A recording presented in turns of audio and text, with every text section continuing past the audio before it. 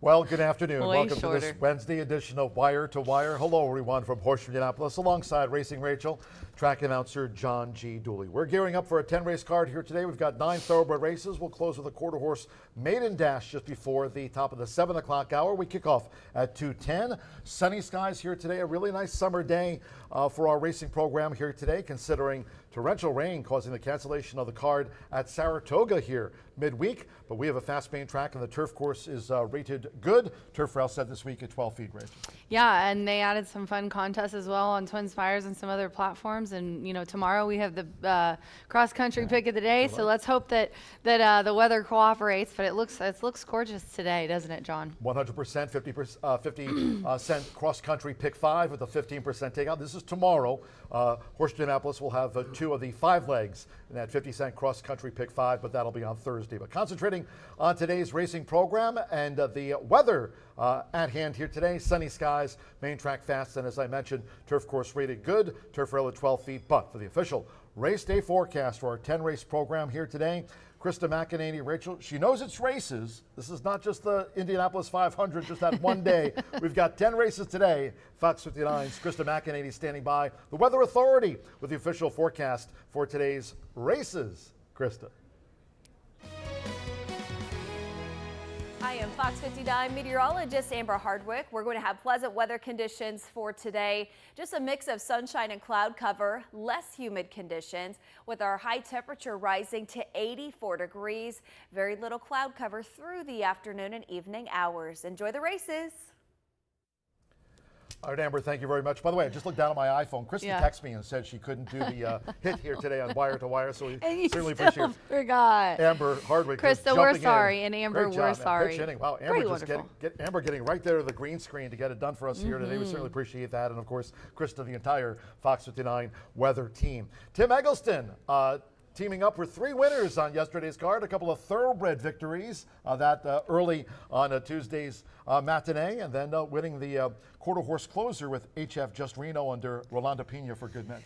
Yeah, you know, I thought it would be fun to highlight the fact that we run both breeds here at Horseshoe Indianapolis for once. Well, not once. I've done this before, but I would like to show Tim's wins in the first race. Let's, without further ado, since we have 3 to show, Dream Fast with UA. He took the first 2 quarter horse or thoroughbred races. Oh, my apologies.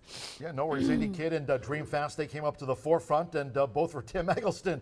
The only late charge on the outside, making a late bid, was Tribello, but Dream Fast was not for the reaching, kept to the task through the stretch, and held sway to win the first of the day here on Tuesday, and not the first of Tim Eggleston's hat-trick of wins on the card. Another win for Fernando de la Cruz yesterday. We were talking about his double and how well he's been riding, leading rider here. And then he scores another one with Beach Dancer. This one always makes me laugh because the quarter horses are always Escondido beaches. And I'm like, so now he has beaches for quarter horse, beaches for thoroughbred. I'll tell you what, this was a closer margin of victory. Beach Dancer, great ride by Fernando here. Tried to slow up the pace, and Acousticat had dead aim for Micah Meeks on the outside. Just couldn't reach Beach Dancer, who prevails there in that driving finish under leading jockey Fernando de la Cruz, who's also come back winning. Talking about the meet leader, Fernando de la Cruz, Monday kicked off with a riding double for wins 40 and 41 of the meet. Beach Dancer, another one for Fernando, who tops the leaderboard. Yeah, doing really well. And then in race 9, he won with the 4, HF Just Reno, and Mr. Rolando Pena, the ever classy and nice guy, wins for him in this race, and it was a nice effort. Yeah, Beach Chicks broke well from the rail. See, you don't want to be you. Here's HF Just Reno. Here comes Political Winner on the outside, charging late, but HF Just Reno under Rolando Pena, holding off Political Who Winner. was that on the outside, How the fitting. 9? Tim Eggleston and Tony Cunningham, 1-2. They topped the quarter horse standings. I love it. So congratulations to Tim Eggleston. Definitely a name that you know if you follow thoroughbred racing here. But just remember, you make a few bucks off of him if you stick around to the last race here today. Tim Eggleston had a winning day, but not so much so A.I. Allen. Allen, what Poor happened? Allen. Beat the bot contest. Jay Mosier picked up the $100 top prize. I'm not gonna lie, me and Alan, a little bit of a slump here the last 2 days. I'm gonna tell you that for free. But yeah, he did have a hard day. But congratulations to Jay Mosier, who won week 1. Just want to let you guys know that we're going to continue that contest all the way to September 29th, and it's accumulated points. So it behooves you, pun intended, to get into that contest early. Unlike you, AI Allen is telling us nothing for free. I know, exactly.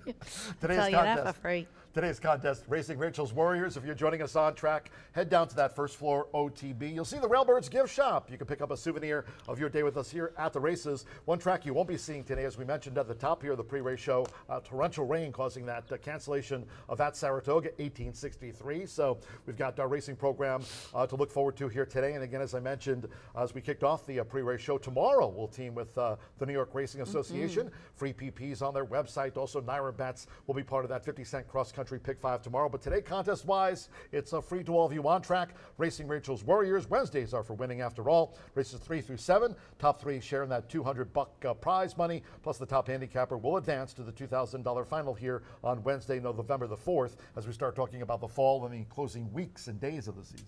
Yeah, please join us. It's completely free. Head down to the program counter on the first floor.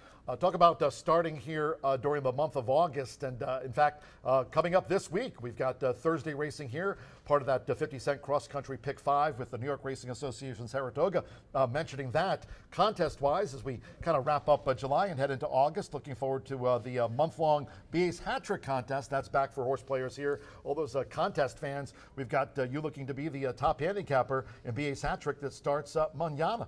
You want to play 3 out of the 5 races that you choose. You can do $4 win play show, $2 exact box with 3 horses, or a try with 4, and the contest extends until August 27th. We've got some great handicappers. Good luck to you, by the way, in today's contest, Racing Rachel's Warriors. And for those that plan to join us here tomorrow or online, of course, a lot of you playing those contests online at Horseshoe Indy Contest at gmail.com. That'll be the case whether you're on track or tuning in to BA's Hat Trick, the featured contest on a Thursday. That'll be a month-long contest. Speaking of handicappers and putting their abilities to the test for a good cause, we got the Grayson Grass Challenge back again in 2026. Annual event here, raising funds, raising awareness there for equine research. You're a part of a terrific handicappers lineup, and there's the lineup that we've got handicapping the races. Grayson Grass Challenge, 7th annual, and it starts tomorrow. I love it's me and my guys, not my number 1 guy, but my guys, Dan, Jimmy, and Brian. We're all locals here. We got Scott Ehlers, who is just a phenomenal handicapper. He really is. He really is. He picks out some nice horses. One year, didn't he have a 45-1 or something? I mean, Scott can pick them.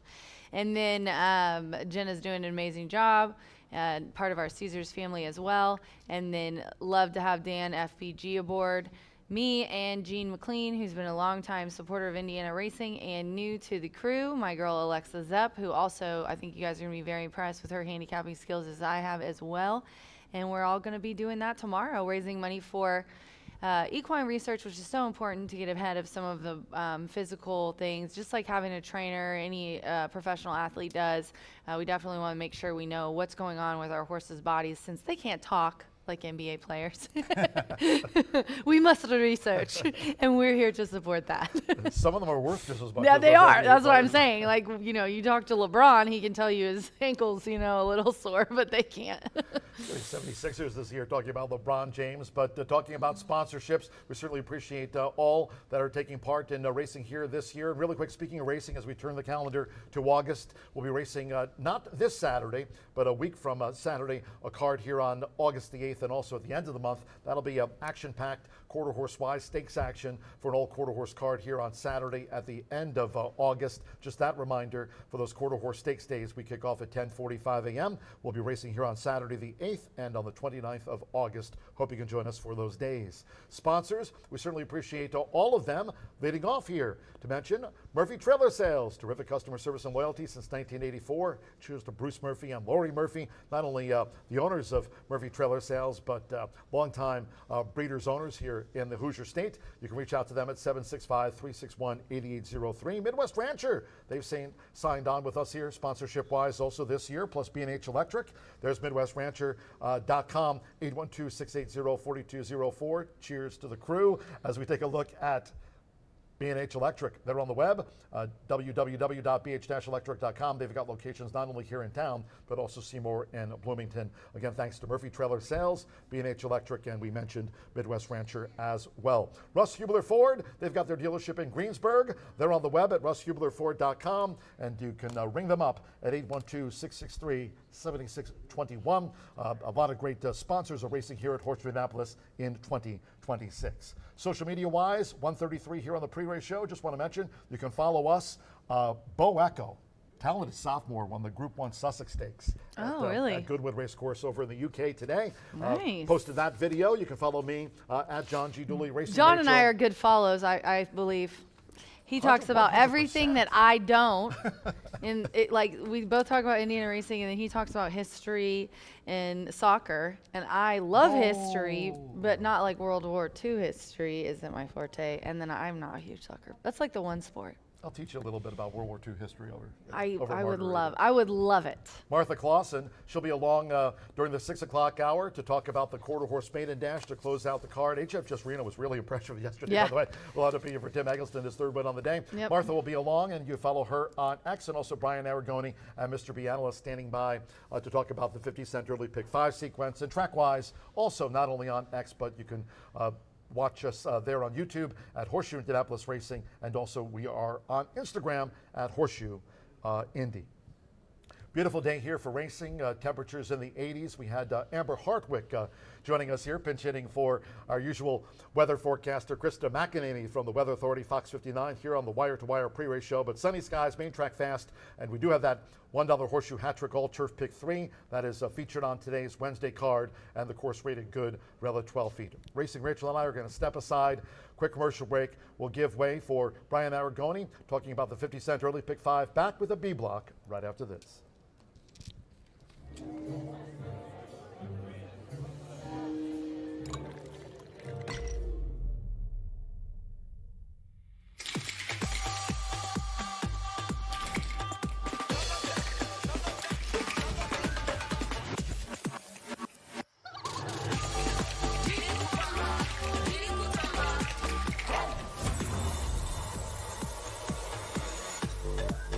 Tequila Herradura. Extraordinary awaits. Jack Daniels starts here. From cave spring water to sugar maple charcoal to smooth Tennessee whiskey.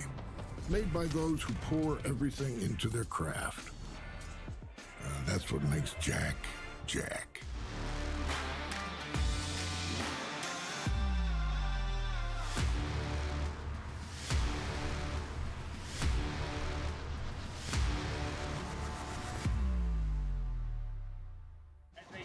When it comes to horse racing, you can never have too much information. With Twin Spires, you can place your bets with confidence. Whether you use handicapping insights, like our Brisnet speed ratings, prime power and past performances, the guidance of our experts' top picks, or just choose a name that catches your eye. Yes! No matter how you pick your horse, bet with Twin Spires. And now you can race to victory with Twin Spires tournaments.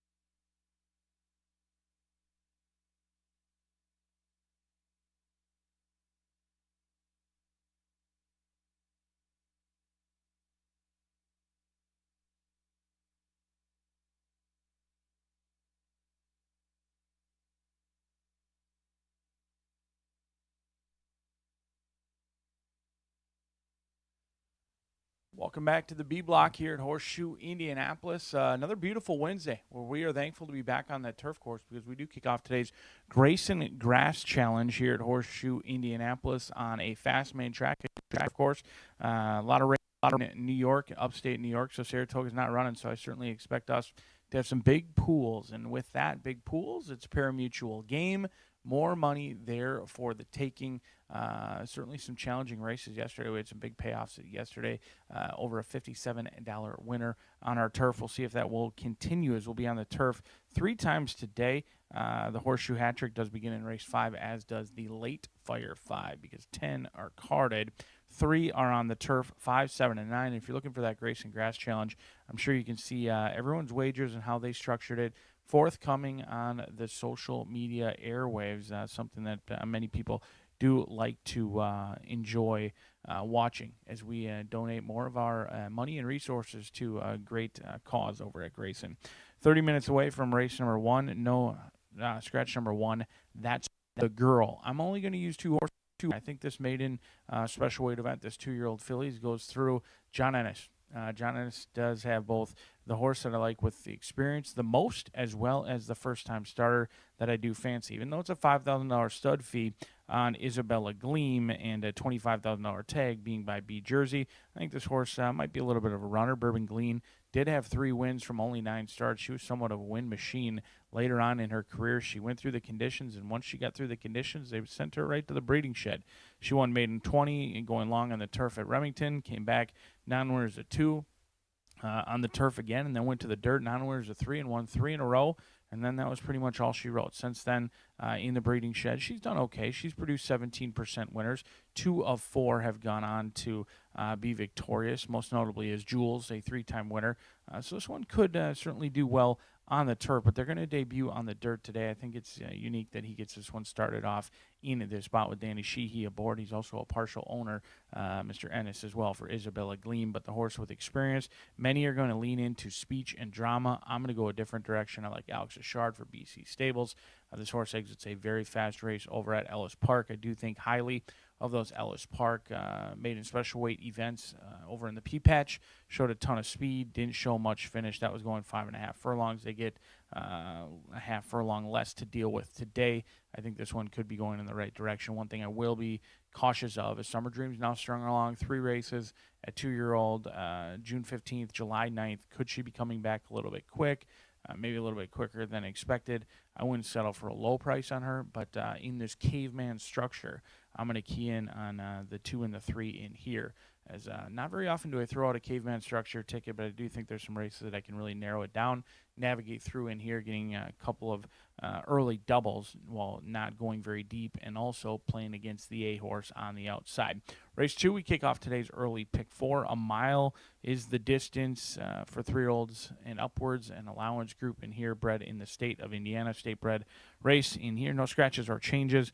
You could certainly justify going significantly deeper in this spot. This could yield chaos in here. However, I've always been kind of high on Willie's in Charge. This is an Indiana bred who ran well despite being under a long drive on debut. Looked like they always wanted 2 turns. They got the maiden special weight victory sprinting next time out, in which they were kind of hard used, hard trying. The more Burgos asked, the more he gave, and certainly got the job done against some other first-time starters in there. He had an advantage being a horse with experience, and then they stretched out. Sprinting, he's kind of ridden along, almost from the half-mile pole. He's under encouragement. Even though he's somewhat classy, he's been at the allowance level, never been at the claiming ranks, he oftentimes needs to be encouraged in the manner you would see on like a 5K claimer. Not saying that he's that quality. I'm just saying that you need to get into him a little bit. He will stay on. He is a stayer, and I think second time around 2 turns is going to benefit him. When he was asked and when he was headed last time out, he didn't wave the white flag. He continued on, continues to try. I think he'll be stronger today. Second time around 2 turns, and then Forever Greedy. The horse to beat, but doesn't always win. 3 for 21, 5 second-place finishes. You saw that again last time out, beaten at 2-5. A little bit pace-dependent in there. Just didn't get really all that great of a setup, but it wasn't a terrible setup by any means. It went fairly quick. Just didn't get to Magnus Gold, who kind of ran away and hid when it was all said and done. Forever Greedy and Willie's in charge in a race that, depending on how I play it, this pick 5, I might go a little bit lighter, maybe in the pick 4, depending on the odds, depending on the wheel pays, because that is a thing in today's handicapping and wagering. I might be looking at going significantly deeper, potentially trying to play against those 4 and 8 in the pick 4 with those $1 minimums, taking advantage of the 15% takeout. Race 3. Scratch the 7, just happy to be here, is out of this event. The field of 6 going a mile and a 16th in here. I'm going to spread out in here. I think Serbaji at 6-1 deserves a long look. Chocolate Mousse, certainly capable in here. A little bit surprised that this one is yet to find the winner's circle. He kind of runs his race each and every time. Good enough to keep you in, but hasn't gotten the job done. Gisoli's been in awesome form on the turf, the dirt, ran a huge effort. I played against him last time on the turf, and he ran a bang-up race. He had a good trip. He handled the turf okay. He's been in a very, very good form for Gennaro Garcia. They've really turned in a $15,000 claim into something potentially special, over $168,000 in earnings. A horse who couldn't finish early on in his career, and now he's a stayer. He can come from off the pace. Runaway Rojo is a horse that, if you're looking to cut this ticket down, maybe you want to go deeper in race 2 versus race 3. I don't trust Runaway Rojo. The numbers make sense. Steve Asmussen only winning at 13%. Keith Asmussen doesn't always light up the winner's circle very often. So sometimes, especially depending on price, I will try and play against. But West Point Thoroughbreds, they don't need a map to our winner's circle. They win at a very high rate. They've had some very nice horses. They had a big weekend this weekend as well. Runaway Rojo, his numbers fit, but ultimately he's had quite a few races now, regardless of track, regardless of distance, regardless of rider, that he's been in a good spot and got a good setup and just ultimately couldn't close in. But I wouldn't be surprised if he ran a big race today, and I think I'm going to use him in here. 2, 3, 5, and 6, we're going to spread out in race 3 versus race 2. Maybe you want to switch those up on your tickets and see if you can't get a long shot in race 2 and maybe go a little bit shorter in race 3. Race 4, another main track event going fast, or on a fast main track. Scratch the 3 and the 4 out of here. 6 of them will go to the gate. 5.5 furlongs going to be the distance. 1, 2, and 6. I had a very difficult time separating them. Now I know the morning line heavily favors Spirited Annie, Larry Ravelli, and Rodney Prescott. I do recognize they're likely to go off favorite in this spot, but I don't think Little Ransom Fire is all that far behind. Now, she is a 5-year-old mare, still looking for her 3rd victory, but she just won last time out, and she did so doing rather easily. She showed speed, she tracked, she sat in a nice spot, and when she was asked, she kind of ran away and hid in what was a very fast time, 105 flat for Scotty Mullins. That could be a light bulb angle. She's feeling good right now at 10-1. Certainly not a horse I want to leave off any of my tickets. Sakura's Quest is another one. 4 wins from 14 starts. She could be the leader in here. Spirited Annie doesn't go to the lead. I think Sakura's Quest, she's better on the front end. She hasn't been able to get it in her last 2 starts. She does stay on. She just wasn't classy enough for the Shelby County handicap. She didn't run poorly by any means. She showed speed, didn't show much finish. She came back and ran evenly throughout against Relentless Chick and Spirited Annie, who was a next out winner as well. I think this horse could find the lead today, and she is significantly better on the lead. The horse that I wasn't sure what to do with was Troglodyte. I just think this 3-year-old filly is in a tough spot in here. She's in against older. She's in against some hard-knocking good horses that certainly have some back class. Ran big on debut. I didn't think improved all that much against winners. It was a big jump from maiden special weight to the allowance level. The buyer went up 20 speed figures. I don't pay attention to buyers at all. I think it's one of the most misleading things in all of horse racing and handicapping and analysis. So I was much more impressed with the way she ran professionally on debut than I was against the winners. I know the buyer speed figure jumped up in a big way, but ultimately I think she ran better on debut, and now I'm worried about regression in here, and this is a tough spot. But Troglodyte, if she runs back to that debut, she could certainly be in with a big chance. We'll see if that one is a runner or not in the waters or deeper in race 4. Race 5, we kick off the Horseshoe Hat Trick, not the Grayson Grass Challenge. That'll be race 7 and 9 today. No scratches or changes. We do kick off today's Late Fire 5, along with the Horseshoe Hat Trick. 11.99% takeout in the Late Fire 5, 15% takeout in the Horseshoe Hat Trick, $1 minimum, a mile and a 16th. No scratches or changes. 9 of them set to go to the gate. I think Coger Lane could be a win wager in here. This horse, I'm going to monitor the tote board. Aaron West, Mitch Merle in here, 18% for Aaron West. Mitch Merle winning at 14%. They teamed up on Indiana Derby Day, actually. July 11th, showed speed, didn't show a whole lot of finish, but stayed on fairly evenly. This was the first time they tried going long and the first time they tried the turf. Today, second time 2 turns, second time on the turf. The mare's been producing around 16% winners. Usually doesn't have them ready to rock and roll at first asking. She's winless on debut, but this is a horse who's getting to try things for the second time. I don't necessarily think needs the lead. They did hold their position and pass some runners on debut. I think Coger Lane could sit just off Wakari, who's going to go to the lead for Randy Klopp and Alberto Burgos. I think Coger Lane just has a little bit more upside, but both of those two do try the turf for the second time. In here, Randy Klopp just hasn't had a ton of success on the turf. In fact, Klopp winning at 15%, but if you narrow that down to turf over the past 5 years for Randy Klopp, now keep in mind this is a guy who's been dominant at Horseshoe Indianapolis, 6 wins in 5 years, 6 for 108 in there. On a $2 ROI, you'd be looking at 71 cents on your return on investment, and today he's likely going to have the favorite in this race in Wakari, who could easily win, maybe give him race or win 7 on the turf. And then Jay Holden, 4-year-old filly, Sammy Bermudez. Cover art could upset in here. This one could, if the 7 and the 9 disrespect the rest of the field, I think cover art should get first run on this group with Sammy Bermudez for Jay Holden, looking for his second winner of the season with cover art. 5, 7, and 9 as it's Horseshoe Indianapolis, a beautiful, sunny Wednesday on a fast main track and a good turf course, 20 minutes away from the opener. Stick with us. We've got some special stuff coming up.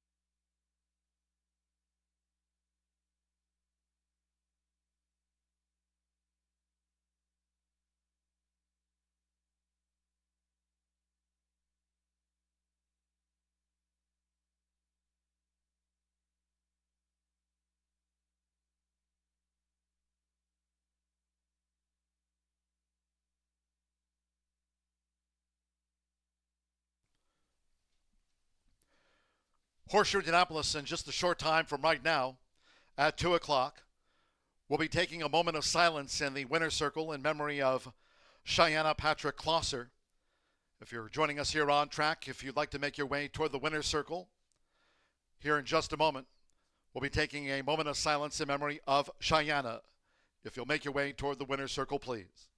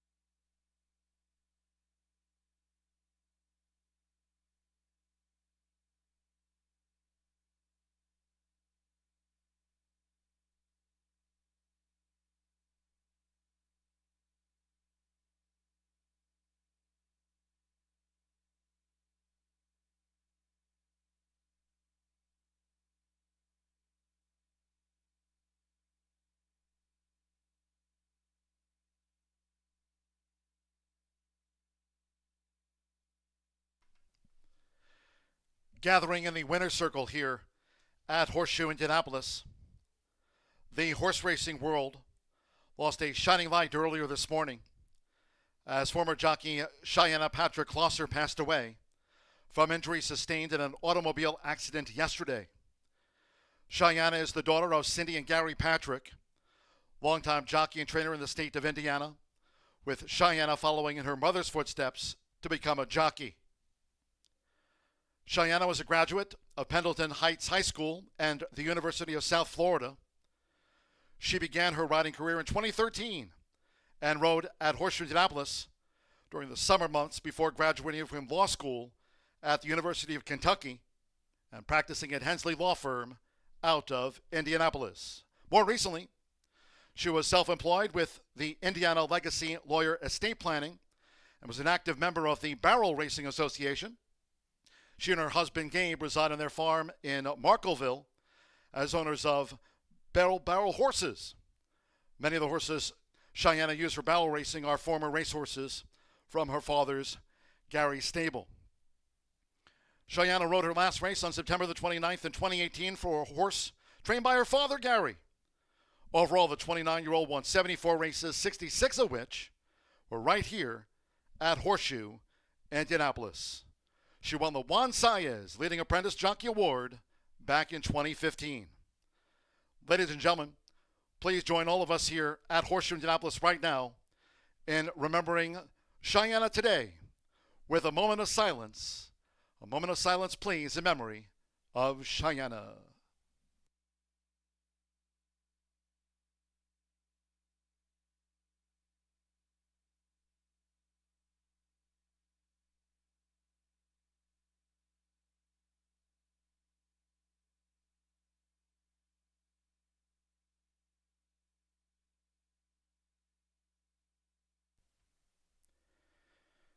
Thank you.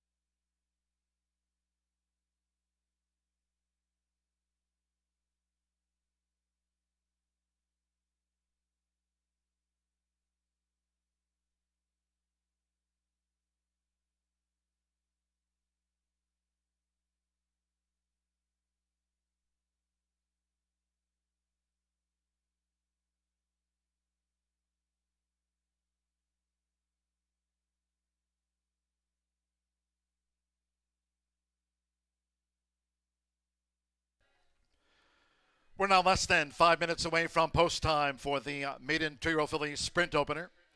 Top of the card, scratch number 1, That's the Girl. Number 1, That's the Girl, has been scratched from the first of the day. No rider changes. Number 6, Tis Amelia, and 3 pounds to the program weight. Sunny skies, main track fast, turf course good, turf rail at 12 feet.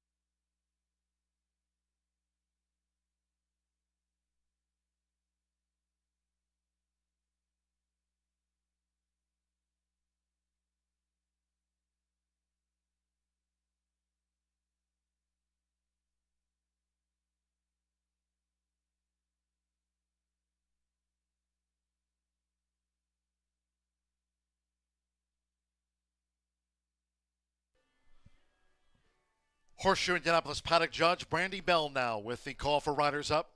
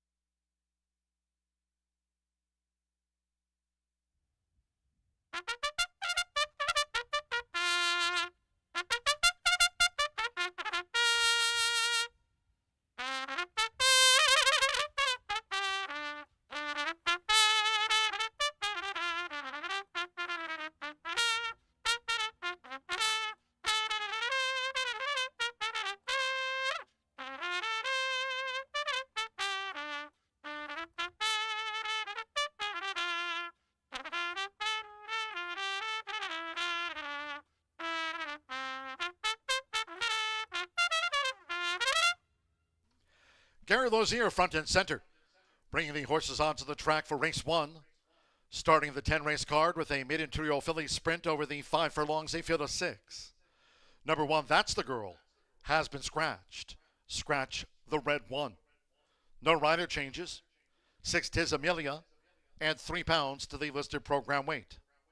First of the day, Exacta Trifecta Superfecta. Start of our rolling doubles, 50-cent pick 3s. This the first leg of the 50-cent early pick 5. Low 11.99% takeout on the pick 5s here this season. Sunny skies, 80s. Main track fast, turf course good. Turf rail this week was set at 12 feet out there on the Caesars course. Fast track and the opener due off soon.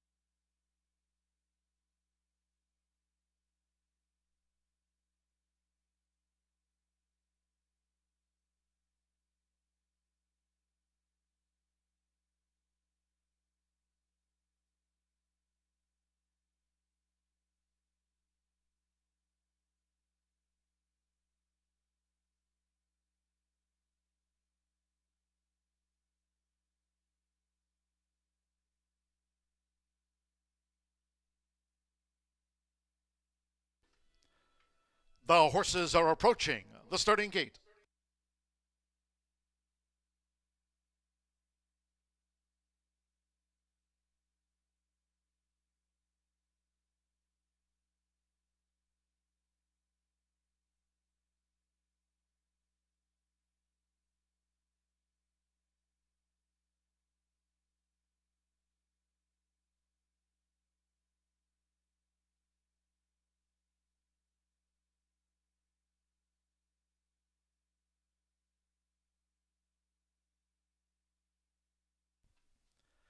A fast track here for the start to the 50-cent early pick 5. Mid-interior fillies on final approach for the 5 furlong main track start.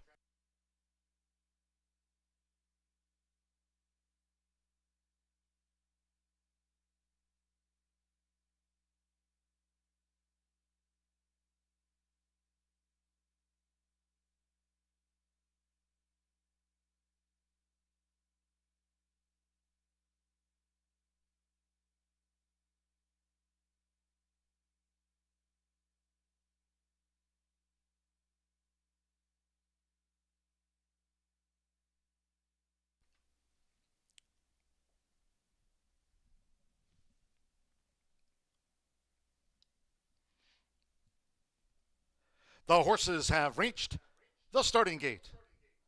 It is now post time. They're going in. Alex Ashar with Summer Dream. First to take her position in the starting gate. Jenny Sheehy with the first-time starter Isabella Gleam. Joseph Biermer, C.R. Zaro went in well. Rodney Prescott Tizamilia, one of the three newcomers here at 5 furlongs. Joe Ramos, Stella's Mischief making her bow. One more, Keith Asmussen with Speech and Drama. She started twice at Churchill Downs, main track fast under sunny skies. Today's 10-race card, they're in the gate. Away and running at Horseshoe, Indianapolis. Summer Dream out to a lightning quick start from the rail for Alex Ashar to take the early lead. Making this dash past the half-mile pole from Tiz Amelia, who's vying for second with C.R. Zara in the red cap. And to the inside is Isabella Gleam making her bow, just over 3 furlongs to go. On the outside, Stella's Mischief. Blue with the orange sleeves, making headway as they round the far turn. Speech and Drama on the front side, while Isabella Gleam now trails here in the Wednesday opener. The first 2 of 5 furlongs in 22.66 seconds coming past the quarter pole. And it's Summer Dream. Summer Dream leads these maiden 2-year-old fillies into the stretch from Stella's Mischief, who's coming with a hard charge. Tiz Amelia with the rail, and then farther back to C.R. Zara running in 4th. They're coming down toward the final half furlong with Alex Ashar. Summer Dream just clings on. Joe Ramos and Stella's Mischief on the outside. It's Summer Dream at Stella's Mischief. Stella's Mischief. Stella's Mischief takes Summer Dream in the shadow of the wire. Speech and Drama 3rd, and Tiz Amelia finished 4th.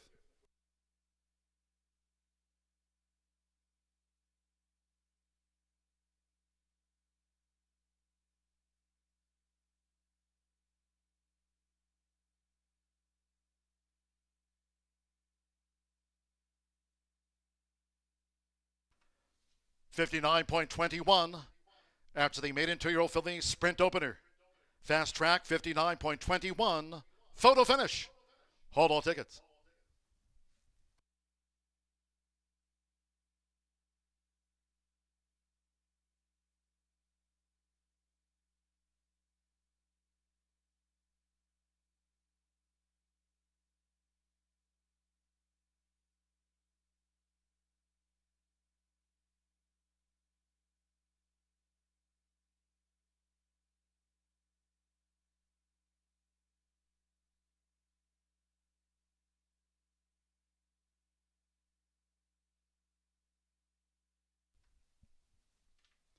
$4,276 the verdict.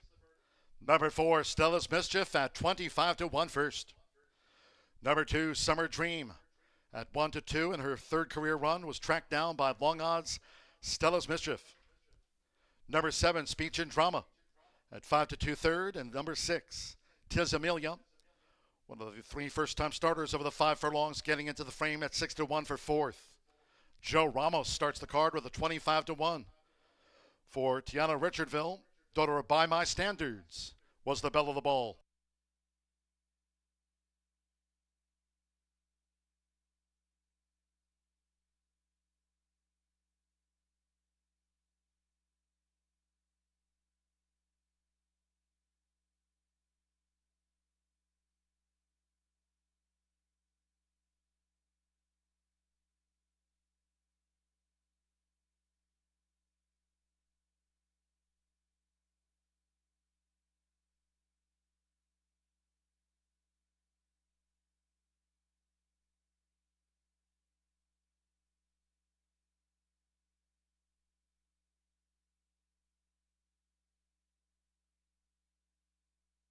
The result of the first race official.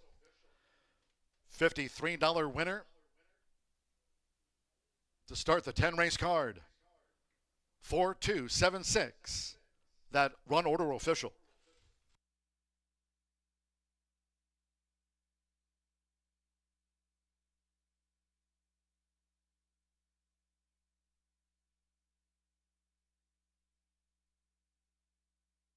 Returning to the Murphy Traveler Sales Winner Circle, number 4, Stella's Mischief with Joe Ramos. Stella's Mischief is a 2-year-old bay filly by My Standards.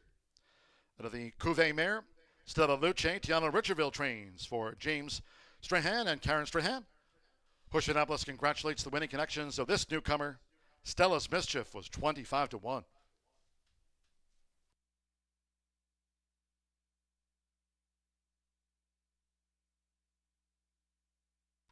First results in. 4-2 Exacta. Returned $165.80. 50-cent trifecta, 427, $88.70. Tiz Amelia was fourth. 10-cent superfecta, 4276. Netted $54.78. At the top of the card, the one was a non-starter. Favorite, second. 6 ran. Fast track, 59.21 seconds. 20 minutes away from race 2. And in the mile, there are no scratches. All 8 run. No rider changes. Number 3, Sly Guy. Add 2 pounds to the listed program weight. Exacta trifecta superfecta. Double pick 3. The mile starts the $1 early pick 4 today. Main track fast. If you're just joining us, turf course good. Turf rail at 12 feet. Post time will be at 2:42 in all cases if you can. Please do try to make your Horseshoe Indianapolis selections and wagers throughout the card early. Thank you. Coming up in a moment, our first race replay of the maiden juvenile fillies sprint. Hope you had a bet on Stella's Mischief.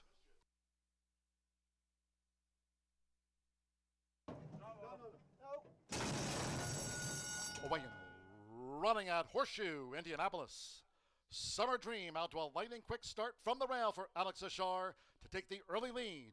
Making this dash past the half-mile pole from Tiz Amelia, who's vying for second with C.R. Zara in the red cap. And to the inside is Isabella Gleam making her bow, just over 3 furlongs to go. On the outside, Stella's Mischief, blue with the orange sleeves, making headway as they round the far turn. Speech and drama on the front side, while Isabella Gleam now trails here in the Wednesday opener.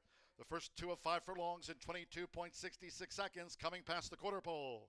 And it's Summer Dream. Summer Dream leads these maiden 2-year-old fillies into the stretch from Stella's Mischief, who's coming with a hard charge. Tiz Amelia with the rail, and then farther back to C.R. Zara running in fourth. They're coming down to the final half furlong with Alex Ashar. Summer Dream just clings on. Joe Ramos and Stella's Mischief on the outside. It's Summer Dream at Stella's Mischief. Stella's Mischief. Stella's Mischief takes Summer Dream in the shadow of the wire.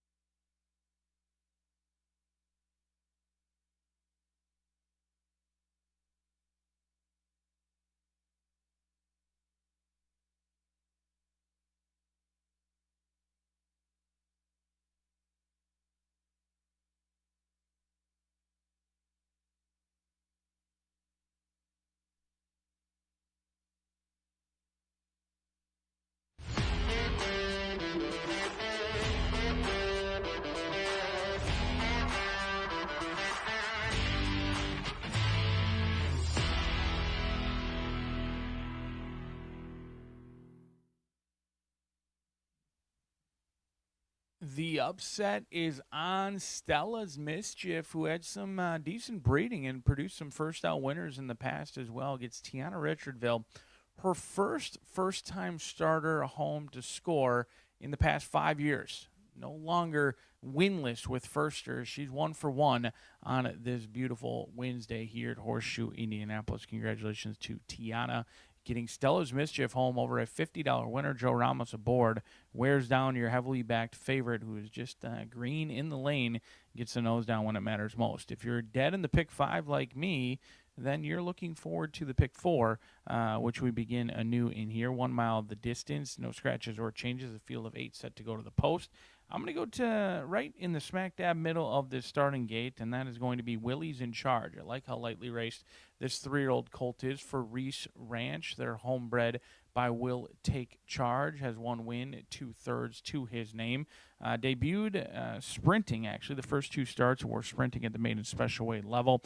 Lost to Thousands of Hopes, who I do believe is a good runner as well, and a classy one at that. And then went wire to wire as a $6 winner. They broke well. They held the rail. They never looked like a loser. They were ultimately headed early on in that race. Someone did move up to challenge midway through that turn, and Willie's in Charge was asked for his best, and he responded. He continued to find Alberto Burgos, had to go to the crop midway through the turn because the horse that did head him had a ton of momentum, and he responded, kept trying, and just kept finding more. Then last time out, they stretched him out, showed good speed, didn't show a whole lot of finish, but he didn't wave the white flag by any means. He carried on. He kept to his task. He ultimately held on for 3rd in an 8-horse field. I think he's going to be stronger today. It's his 2nd time route races. Randy Klopp and him and his team oftentimes don't always have him ready to go around 2 turns at first asking. They're only 4% in route races, but in route races, or 4% in route races first time. First-time route races, 4%, but overall on route races, they win at 14%. So significantly better around 2 turns when it's not their first time. And that's the case in here with Willie's in Charge. He's a good-looking son of Will Take Charge, and I think his lightly race, he's going to continue to improve. He certainly looks plenty fit in here.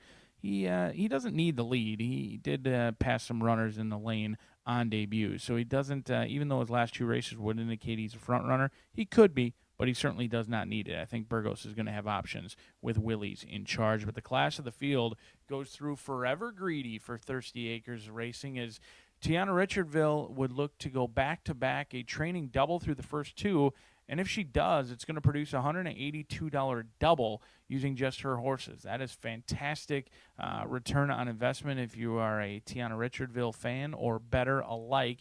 Winning at over 21% on this season, Forever Greedy was expected to win last time and couldn't get the job done. Has been bet down to 2-5 in the past 2 starts. In fact, you'd have to go all the way back to May 2nd to find a race in which Forever Greedy was not heavily wagered on and favored when they went to the post. Has been favored in 4 straight. Through that, has burned a little bit of money along the way. In fact, 2 seconds, a 4th, and only 1 win. And that win probably came maybe in the most unexpected race that they were. They broke entirely slow. They were well behind a very slow pace. They crawled up front. They went 25, 50, and 114.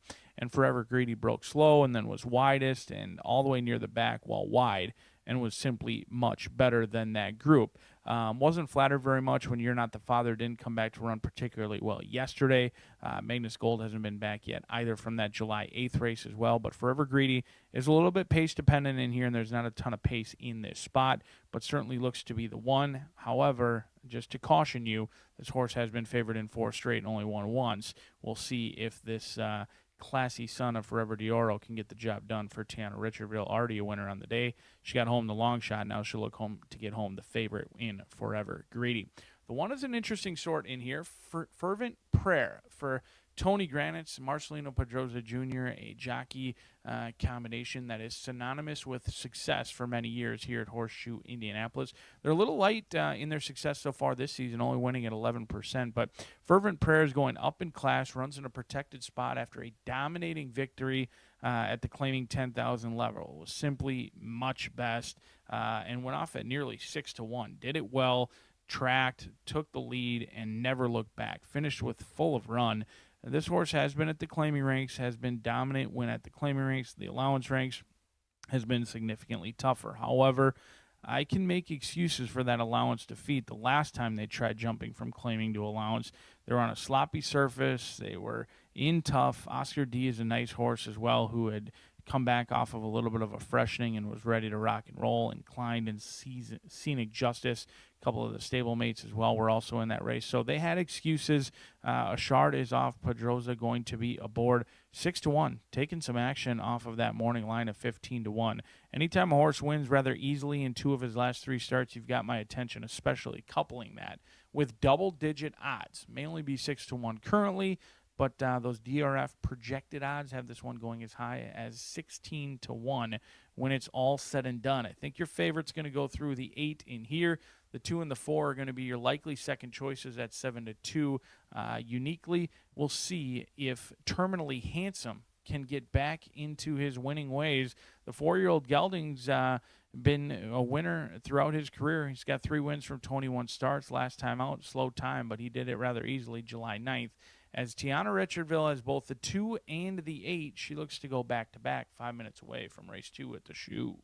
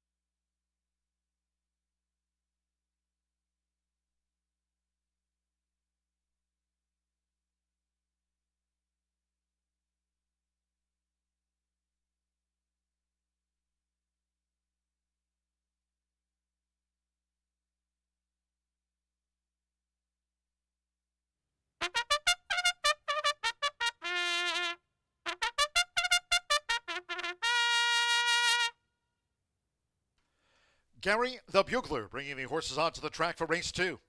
This over the mile, a field of 8. No scratches, no rider changes. Number 3, Sly Guy.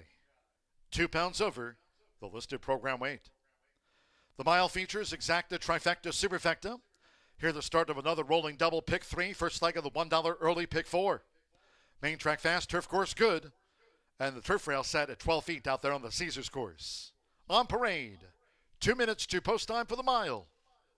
2 minutes.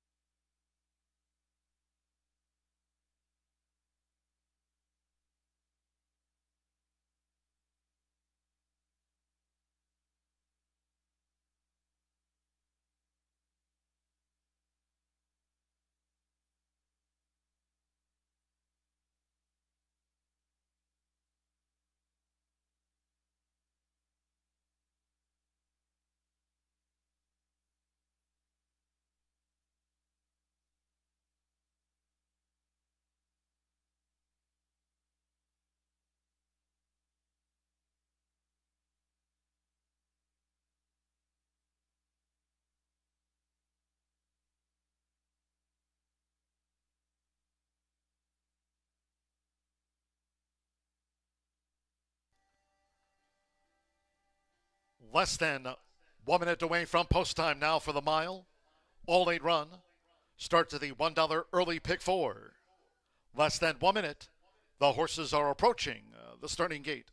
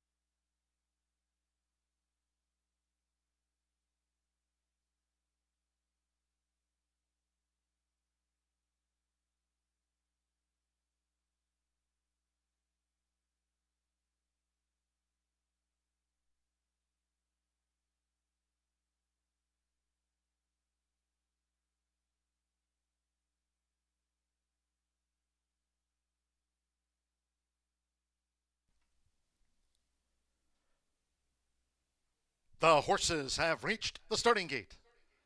It is now post time. Loading in front of starter Oscar Kilos. Here's Fervent Prayer. Marcelino Pedroza Jr. with 33 wins here this season. Mitch Morrow with Gin and Whiskey coming up.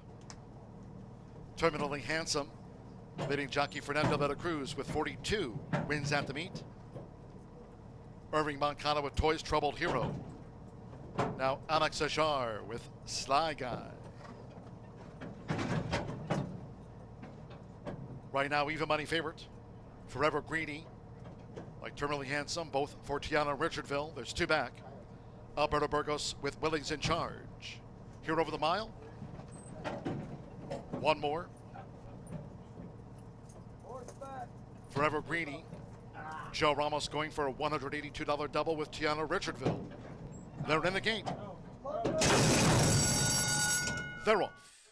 Sly Guy, Toys Troubled Hero with the white cap. And here's Fervent Prayer, who's coming with an early charge up the rail for Marcelino Pedroza Jr. to take the early lead with 7 furlongs to run. It's Fervent Prayer, who leads Sly Guy by 2. Terminally Handsome toward the rail on the outside. Willie's in Charge and Gin and Whiskey and the red cap and tight quarters between them. Coach Knight toward the rail from Toys Troubled Hero running second to last after a sharp start. And on the far outside, Forever Greedy's drifted back toward last. The quarter was 24.63 seconds. Fervent Prayer generates the pace. In front here, the leader at 15-1, tracked by Sly Guy, who follows closely for Alex Ashar, 3/4 length. Alberto Burgos and Willie's in Charge, 3 deep uncovered as they go past the half-mile pole. Fernando de la Cruz and Terminally Handsome coming with a bid toward the rail. Gin and Whiskey remains in tight quarters. Gin and Whiskey, Forever Greedy, steady headway on the outside on an orange cap for Joe Ramos. Then Toys Troubled Hero and Coach Knight. Half mile, 48.81, 3 furlongs left. It's Fervent Prayer. Here comes Forever Greedy, who's gearing up for a run. Willie's in Charge right there, too, at the point of attack. Sly Guy, 4th here in the mile, coming past the quarter pole. And Sly Guy got squeezed back off of heels. Terminally Handsome on the far outside. Coach Knight with Toys Troubled Hero and Gin and Whiskey. Top of the stretch, 3/4. 1 minute, 12.77 seconds. It's in front, Forever Greedy, as Toys Troubled Hero is storming home for Fernando de la Cruz. Terminally Handsome leads home Forever Greedy for a Tiana Richardville 1-2. Terminally Handsome won by 5 from Forever Greedy. Gin and Whiskey 3rd, and Toys Troubled Hero finished back in 4th.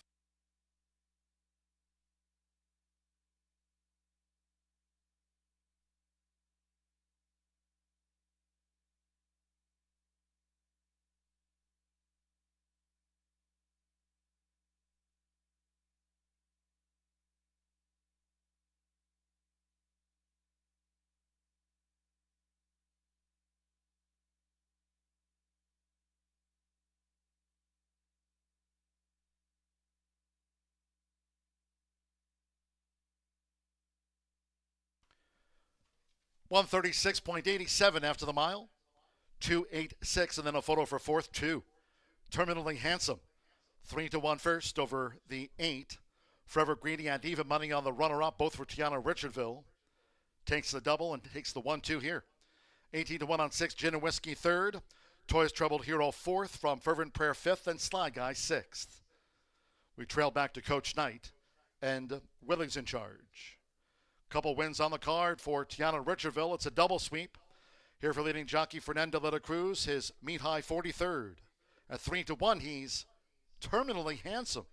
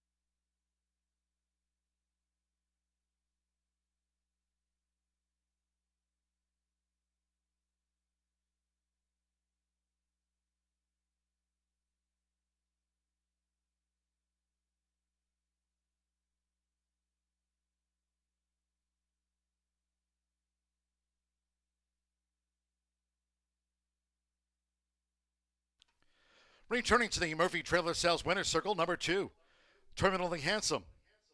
Fernando de la Cruz with his meet high 43rd win of the season. Terminally Handsome, 4-year-old Dark Mayor Brown gelding by Isotherm. And a Serena's Hope by Strong Hope. The now 4-time winner, giving Tiana Richardville a sweep of the double. Here for Chris and Alan Walsh. Horseshoe Indianapolis congratulates the winning connections of a back-to-back meet winner, Terminally Handsome.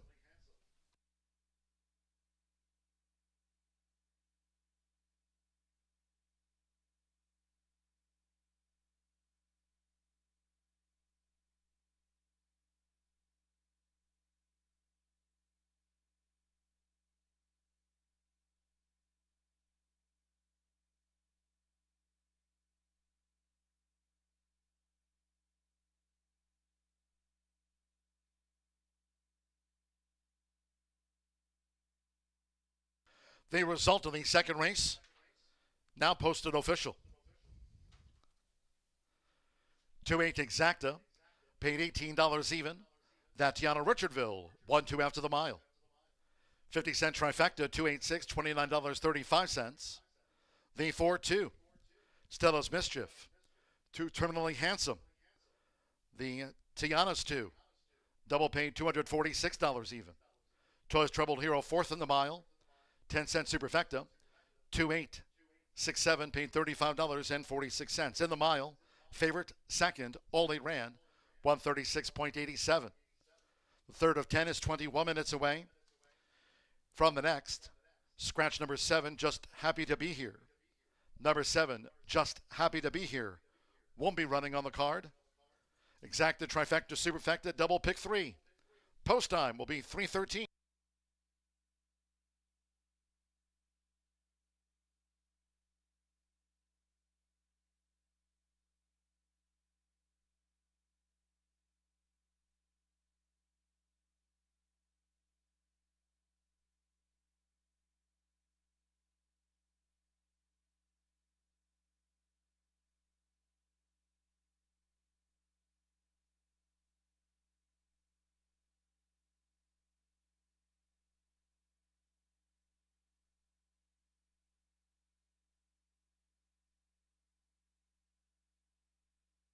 They're in the gate. They're off. Sly Guy, Toys Troubled Hero with the white cap, and here's Fervent Prayer, who's coming with an early charge up the rail for Marcelino Pedroza Jr. to take the early lead with 7 furlongs to run. It's Fervent Prayer, who leads Sly Guy by 2. Terminally Handsome toward the rail on the outside. Willie's in charge, and Gin and Whiskey and the red cap in tight quarters between them. Coach Knight toward the rail from Toys Troubled Hero running second to last after a sharp start. And on the far outside, Forever Greedy's drifted back toward last. The quarter was 24.63 seconds. Fervent Prayer generates the pace. In front here, the leader at 15-1, tracked by Sly Guy, who follows closely for Alex Ashar, 3/4 length. Alberto Burgos and Willie's in charge, 3 deep uncovered as they go past the half-mile pole. Fernando de la Cruz, Eternally Handsome, coming with a bid toward the rail.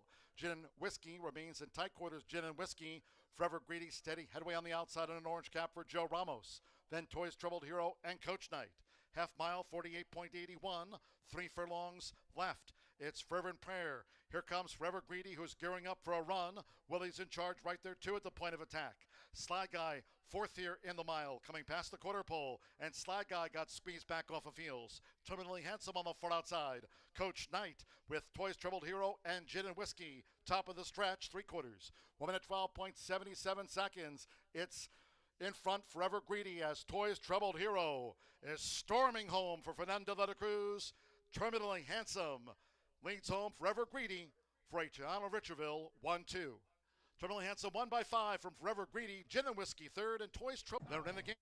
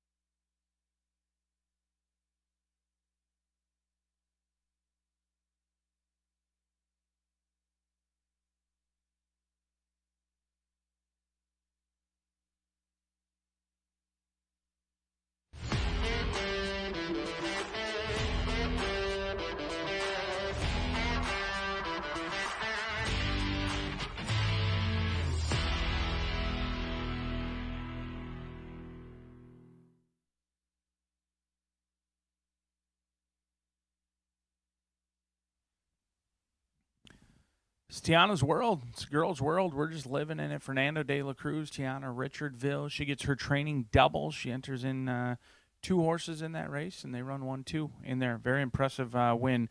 Again, now that's 2 in a row for Terminally Handsome. That early double also returned generously as well. $123 early double if you're still alive in pick 5 or pick 4. Certainly wish you the best of luck in closing it out. Scratch number 7. Just happy to be here out of this event. We're going to go a route of ground yet again, 1 1/16 in here. Certainly some quality runners in this field. We don't have the biggest field, but they are long on talent. 6 of them set to go to the post with the scratch of the outside runner. I'm going to go to your outside in here. I think Gisoli's been in very good form. Gennaro Garcia, Amir Mendoza. This is a guy as a rider who has quickly gone through his conditions. He's no longer carrying the 5-pound apprentice, and he's got 21 wins on the season here at Horseshoe Indianapolis, over 15%. Amir's done very well, and speaking of well, Gennaro has as well, winning at 19%, a clear second behind Randy Klopp in that trainer's title. And right now, I mean, this horse has just really done some good things since being claimed in here. They were claimed for $15,000. They've racked up nearly $150,000 since then. They've got almost 10 times their investment for Southwest Racing Stables. They've run well on the synthetic. They've run well sprinting, going long. But I've really been impressed with Gisoli going long. Since they put him around 2 turns, he's somewhat become a unique animal. And interesting to say, just because he was tiring as a sprinter didn't necessarily mean he was distance challenged.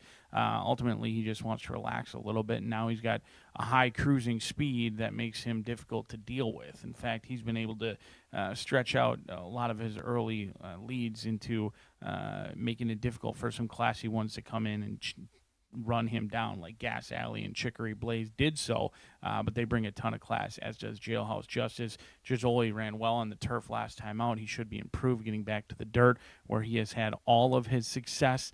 All 6 wins have come on the main track, 5 of them on a fast track. I don't think he needs the lead. He has shown the ability to rate off of it. We'll see if he can get the job done. I think Amir Mendoza has been hot lately. 4-1 is a great price right now. I thought this one could easily go off favor when it's all said and done, but right now 4-1, a very, very reasonable price for players alike on the outside. The 3 is taking all the action, and I certainly don't blame you in here. Chocolate Moose, Randy Klopp, Alberto Burgos for Liz Klopp. I'm really surprised that this 5-year-old only has 4 wins to his name, because it seems like he very rarely throws in a clunker. It's not often that Chocolate Moose runs poorly. In fact, he's usually right there with the 16th of a mile, and that's regardless of what he's doing. Whether he's sprinting or trying a route of ground, he's another horse very similar to Gisoli that's been in good form. He's been consistent. Consistency is his key, and that's how he's paid his way. Banked over 6 figures last season with 6 finishes in the exacta from 8 starts, and this year, very similar. He has yet to get that elusive victory in 2026. However, he does have 2 seconds and a third to his name. He, on paper, looks very closely to Gisoli as I go through these runners. Another horse who has tactical early speed, does not need the lead, can certainly come from off of it, has done well both sprinting and going around 2 turns. Burgos should be familiar with this guy. He's ridden him the last 4 times in which they finished in the money, all 4 starts. And one of those races, he certainly had an excuse. He was absolutely dueled into submission in the Gas Alley and Chicory Blaze race, where he went fast, got pressed every step of the way, ultimately finished 4th, beaten by 5 lengths, but they went quick. They went sub 110. He can go quick, but he doesn't need the lead. He's breaking from the inside. This is your likely favorite when it's all said and done. We'll see if Chocolate Moose can get his first victory of 2026, but he's going to have to deal with the back class of the 4-year-old right next door in the starting gate, and that's Sir Baji. Gennaro Garcia enters in 2. He's got Gisoli likely going to the lead, going to press, if not set the pace, and Sir Baji is going to bide his time and try and come from the back of the pack. Marcelino Pedroza Jr. has been calling a lot of shots accurately lately and timing things right. June 24th, Sir Baji didn't time it right that day, though. He closed well, finished with a ton of run. He only lost by 3 lengths. He's got back class, nearly $400,000 in earnings. This race is short on numbers but long on talent and intrigue. The riders getting in the leg up will be at the post 5 minutes away from race 3.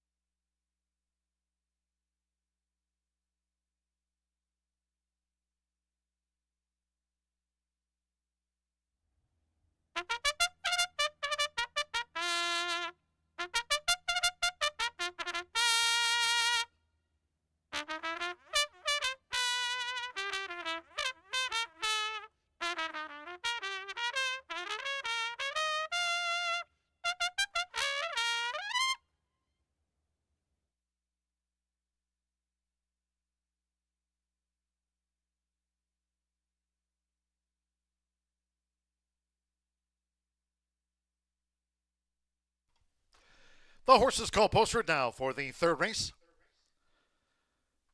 This race for the Indiana Breds will be contested over the mile and a 16th. Here you feel the 6. Number 7, Just Happy to Be Here, has been scratched. Scratch number 7, Just Happy to Be Here from the race card. No other changes to report.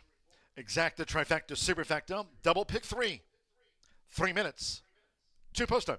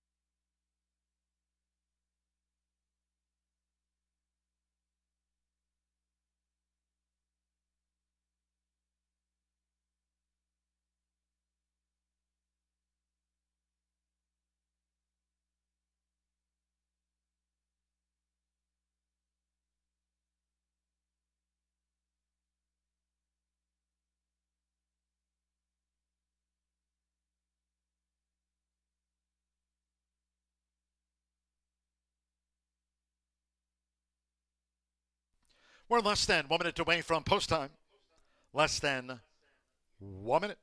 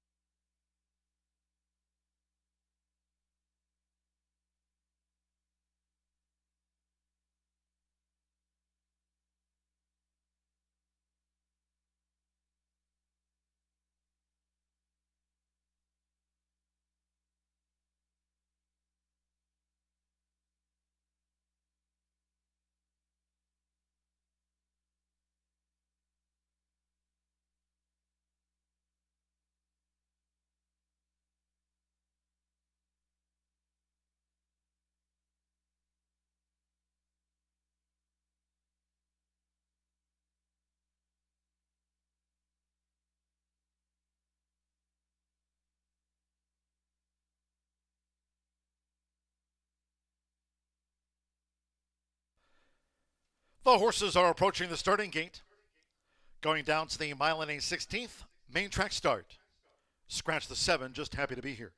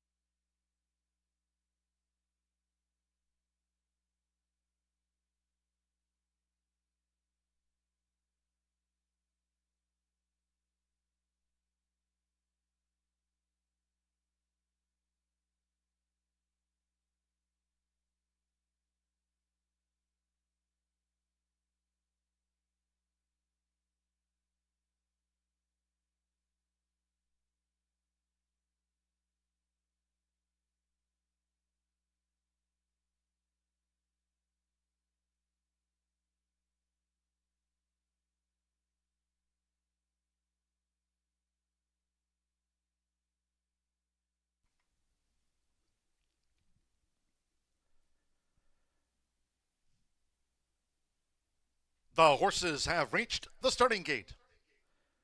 It is now post time. Loading. Little Jake, Fernando de la Cruz riding for a double. Stella's Mischief and Terminally Handsome, our first two winners. Joseph Bielmir with Rich Kingdom. Join Little Jake. Keith Asmussen with Runaway Rojo taking his position in the starting gate. Marcelino Pedroza Jr. with Serbaji. Like Gizzoli, both are leading trainer Gennaro Garcia with 34 wins here this season. Here's Serbaji.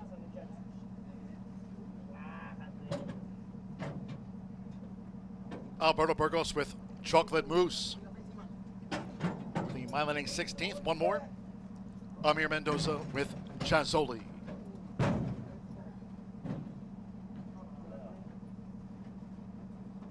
Right now, Chocolate Mousse, a 2-1 favorite. Up comes Gizzoli. They're in the gate. And they're off. Chocolate Mousse away well.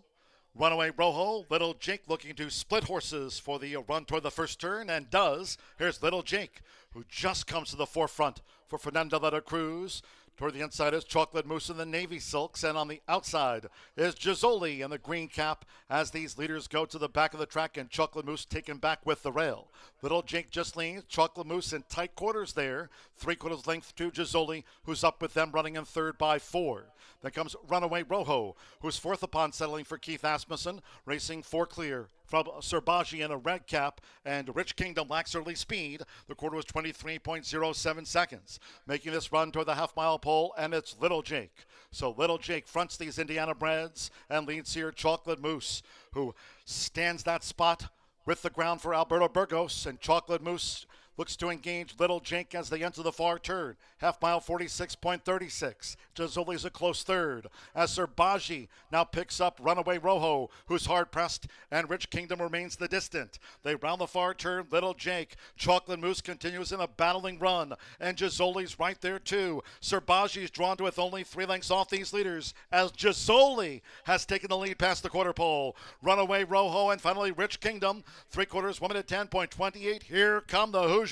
It's Chocolate Mousse. Chocolate Mousse responding to pressure. Gizzoli's right there alongside, and these two slug it out. Coming down toward the final 16th, Runaway Rojo, and on the outside is Serbaji, who tried to take a nip at Runaway Rojo, who keeps on coming for Keith Asmussen. Runaway Rojo just runs them down. Runaway Rojo to get him beat Gizzoli and Serbaji, and Chocolate Mousse finished fourth.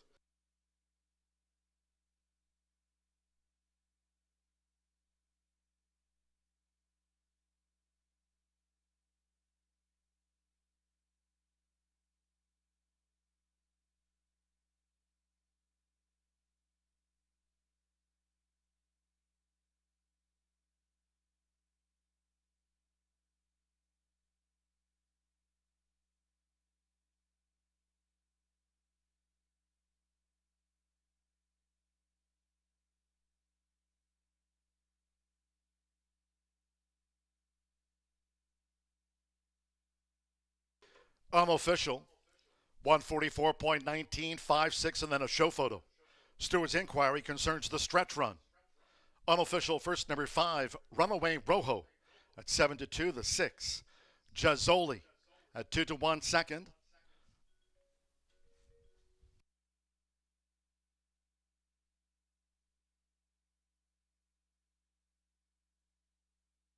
We'll stand by for the third and fourth from the judges. In addition to the steward's inquiry, stretch run, there's been a jockey's claim of foul. Marcelino Pedrosa Jr. on 2, Serbaji, the third place finisher. 3, Chocolate Mousse was fourth. The rider of the 2 is claimed foul against Keith Asmussen. The unofficial winner 5, Runaway Rojo, alleging interference in the stretch run. That is part of a steward's inquiry. Very much unofficial here. 5-6-2-3, inquiry, objection, all pending.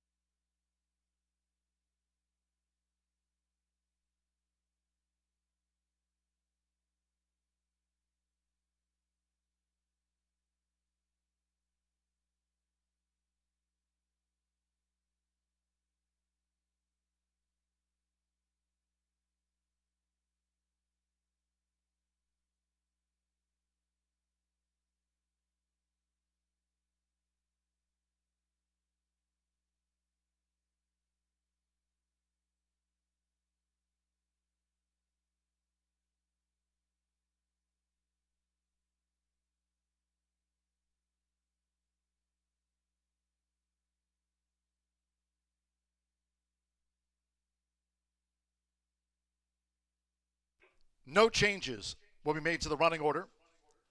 After their inquiry, a jockey's objection has been disallowed by the Horseshoe Indianapolis stewards.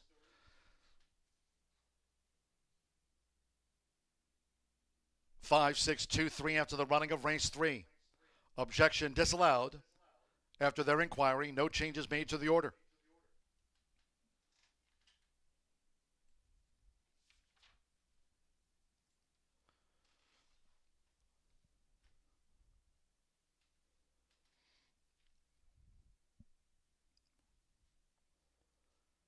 Rain turning to the Murphy Trailer Sales Winner's Circle number 5, Runaway Rojo with Keith Asmussen. Runaway Rojo is a 6-year-old Chestnut Gelding by Runaway and Hyde. At event, Sherry by Stephen Goddeven. Trained by the Hall of Famer Steve Asmussen for West Point Thoroughbreds. Terry Finley and James Nichols co-owns. Horseshoe Indianapolis congratulates the winning connections of Runaway Rojo. Hard-fought win at 144.19.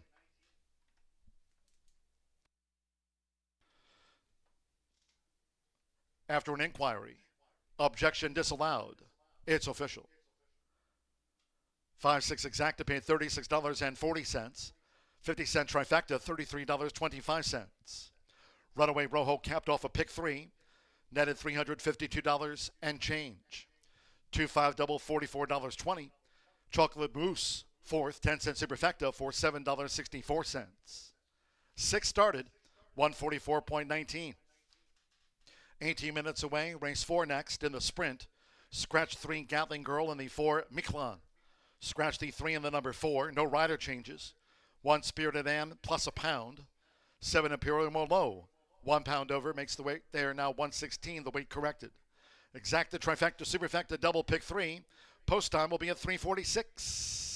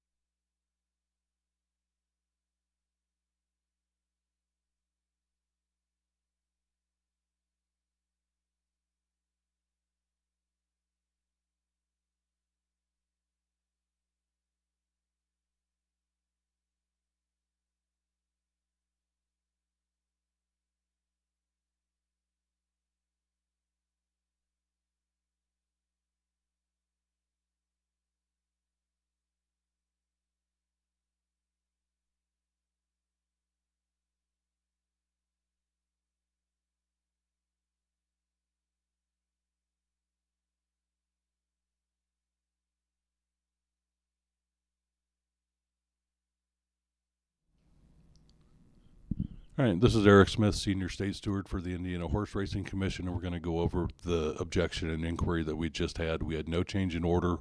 We received a claim of foul from the rider of number 2 against eventual winner number 5. And after speaking to the jockeys and watching the film, we noticed that in close quarters, the 2 came over, the 2 struck the 5 in the eye with his whip right there. And that was what led to all the rest of the incident through the stretch. So we ruled that the 2 was responsible for the contact, and the 5's actions were largely in response to being struck in the face with the whip.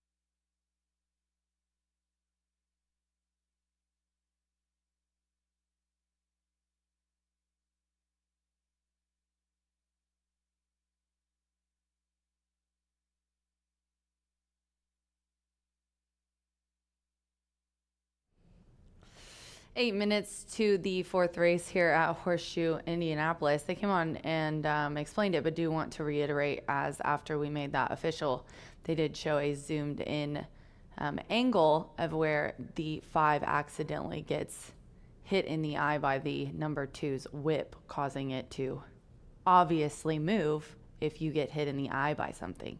So just wanted to say that again, if you didn't, because I missed it the first time I saw it, to be completely honest with you. And then Craig from Equibase pointed it out to me.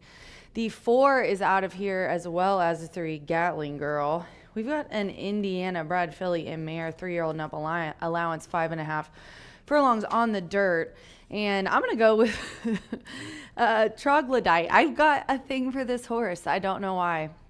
Cave Dweller. It's a wonderful name. And obviously, first time out, I kind of just said, you guys, I just like the look of this horse, and I like the name. I like the connections. And I went with it on debut, and I end up, winning. So that was good. Then I also got a second place finish when I picked Troglodyte last time. I think Matt and I talked about her race. And she ended up running pretty well. I mean, a second in there, first time with winners. She's a feisty girl, but I'm thinking with all the inside speed and it being a sprint, Troglodyte might have, a chance to have something to run at. If the one goes too fast, then I think she's got a really good chance to close in here. And then the 1, Spirited Ann, who I was just, she's ready. Like, that's a girl that's ready to go. Back up, Alberto. Your pearly whites are blinding her. Spirited Answer, I'm going to go with next. Rodney Prescott, board for Larry Ravelli. And this is a 3-year-old filly who's just been very consistently on the lead at the beginning. I'm going to tell you guys. I mean, she put up a 1:05 in those time form numbers for early pace in that last race on July 8th, which was a debut. And she was only nosed out on her 2026 debut. So I get why she's a 4-5 favorite. I'm just afraid she's getting a little too excited and go too quick. And Troglodyte's going to be able to catch her as they leg up. I'll tell you about the 2 who's about to enter the frame. Little Ransom's Fire. This one's going to be pressing the pace, likes to tuck in behind, and another one who will benefit if the one does go rather quickly. Also, I like the breeding on here. Both of them together have 100 rating, 100 rating here for them DRF time form. Scott Mullins owns and trains, and was very impressive winner last time, claiming for 15, but is moving up in class. I like the 10-1 price, though. I've got 5-1-2 here as horses head to the track. We're 5 minutes to race 4 here at Horseshoe Indianapolis. Remember, we have 9 thoroughbred races today, so the late pick 5 will start on the next race, the late pick 4 on race 6. Good luck.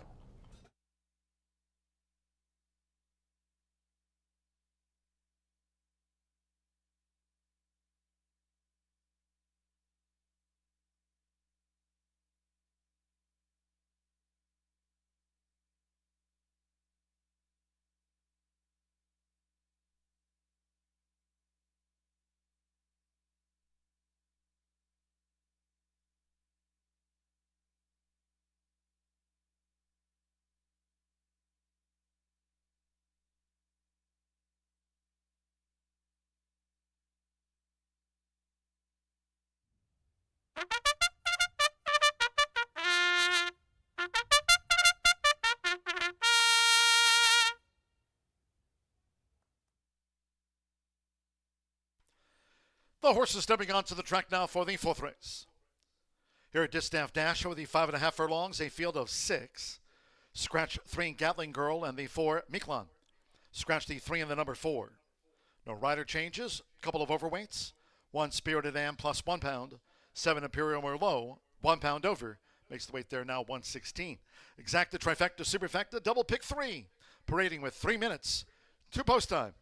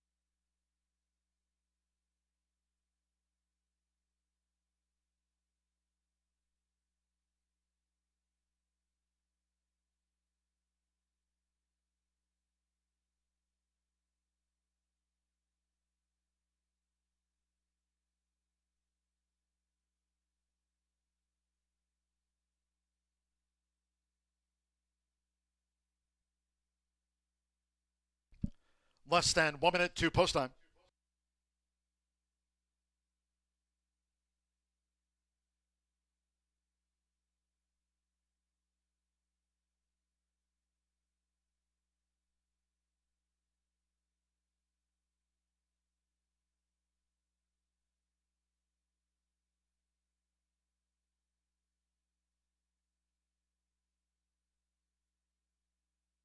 The horses are approaching the starting gate.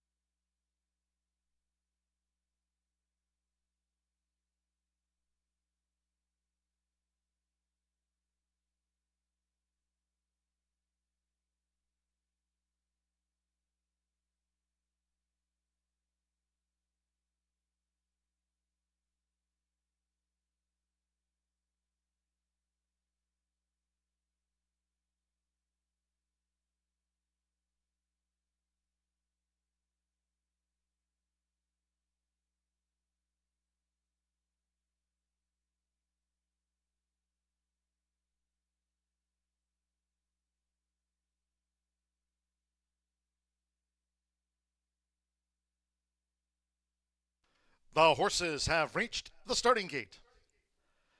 It is now post time. They're going in. Here's Spirited Ann, Rodney Prescott for Larry Ravelli. Fernando de la Cruz, Sacra's Quest to join Spirited Ann. Jose Gutierrez with the mare, Little Ransom's Fire. Imperial Merlot. Joe Ramos has a 25-1 win on the card. Alberto Burgos with Troglodyte. Spirited Ann, now the 3-5 favorite in her second run of the year.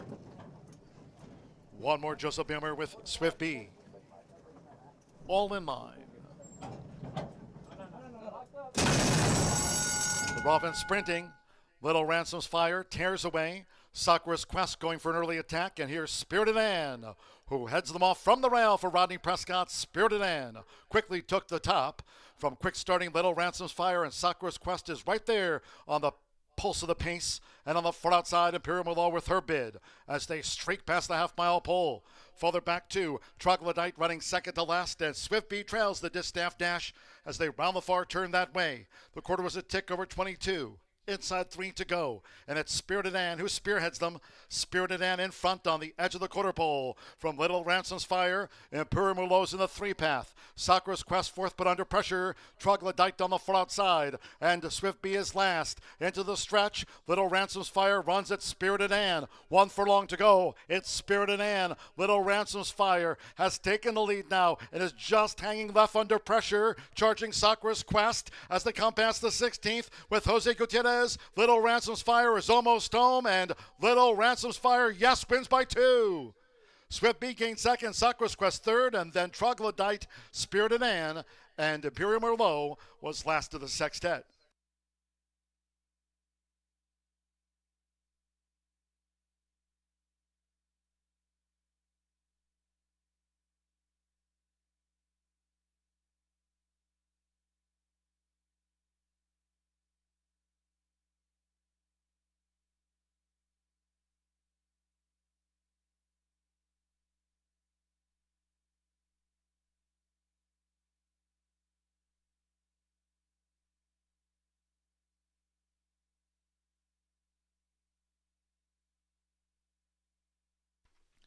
$104.48 down to the Distaff Dash. 2 Little Ransom's Fire, 6-1 first. It was 25-1 on 8 Swift Bee. 7-2 on 6 Sakura's Quest. 5 Troglodyte at 6-1 and 1-2 Spirited Ann fifth. We trailed back to Imperial Merlot, 2-8, 6-5. Little Ransom's Fire. The Mare beats the Phillies home. Jose Gutierrez for Scotty Mullins at 6-1. Little Ransom's Fire repeats.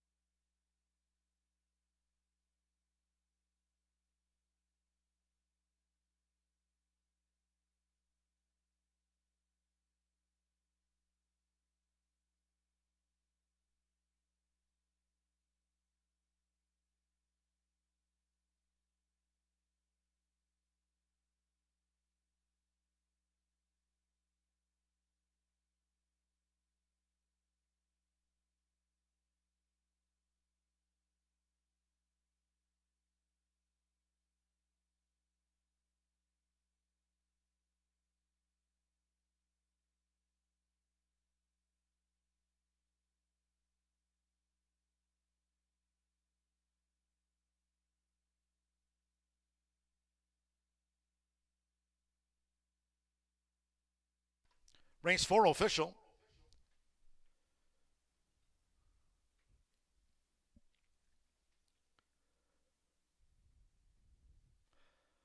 Returning to the Murphy Trailer Sales Winner Circle, number 2, Little Ransom's Fire with Jose Gutierrez. Little Ransom's Fire, 5-year-old dark mare, brown mare, by Ransom Moon, and of the philanthropist mare, Thali is Fired, owned and trained by Scotty Mullins. Horseshoe Indianapolis congratulates the winning connections of Little Ransom's Fire. 6-1 winner of the Phillies Mare Sprint. Little Ransom's Fire capped off a pick 3 on races 2, 3, and 4. Paid $133.95. The 2-8 exacta, $227.80. 50-cent trifecta, $200 even. 5-2 double, $126.40. 10-cent superfecta paid $111.39. Troglodyte ran 4th. 104.48 down to the Distaff Dash. Race 5 next on the docket. 10 on tap. Main track fast, turf course good for the next. 21 minutes away. 5th race maiden turf, no changes, all 9 run. Out there on the Caesars course. Portable rail this week was set at 12 feet. Exacta, trifecta, superfecta, double pick 3. Maiden turf starts the 50-cent late fire 5. Races 5 through 9. Late pick 5 today. 5th race maiden turf is the first leg of the $1 Horseshoe Hat Trick All Turf Pick 3 featured. Post time 4:16.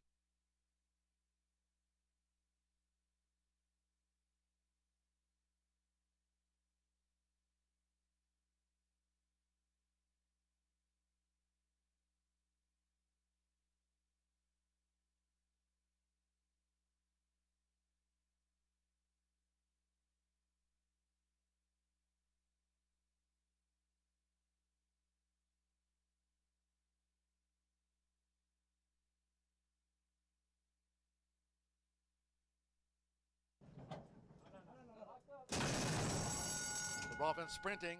Little Ransom's Fire tears away. Sakura's Quest going for an early attack. And here's Spirited Ann, who heads them off from the rail for Rodney Prescott. Spirited Ann quickly took the top from quick starting Little Ransom's Fire. And Sakura's Quest is right there on the pulse of the pace. And on the front outside, Imperial Mulo with her bid as they streak past the half-mile pole. Further back to Troglodyte running second to last, and Swift Bee trails the Distaff Dash as they round the far turn that way. The quarter was a tick over 22. Inside 3 to go, and it's Spirited Ann who spearheads them. Spirited Ann in front on the edge of the quarter pole from Little Ransom's Fire. Imperial Mulo's in the 3-path. Sakura's Quest fourth but under pressure. Troglodyte on the front outside, and Swift Bee is last. Into the stretch, Little Ransom's Fire runs at Spirited Ann. 1 furlong to go. It's Spirited Ann. Little Ransom's Fire has taken the lead now and is just hanging left under pressure, charging Sakura's Quest as they come past the 16th with Jose Gutierrez. Little Ransom's Fire is almost home, and Little Ransom's Fire, yes, wins by 2. Swift Bee gains second, Sakura's Quest third, and then Troglodyte.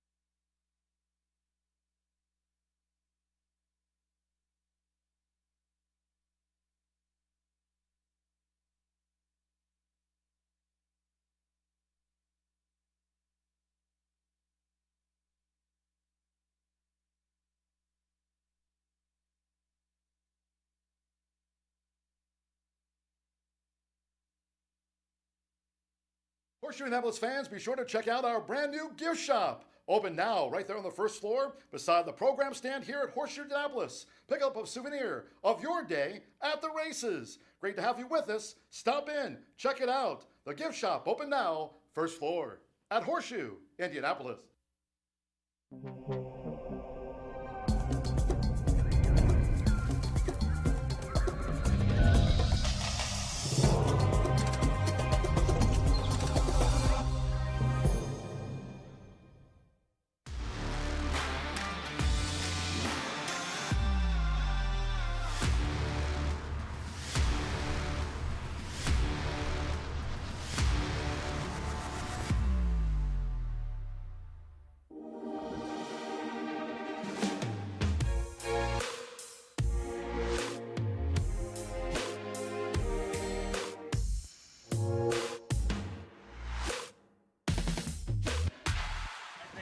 When it comes to horse racing, you can never have too much information.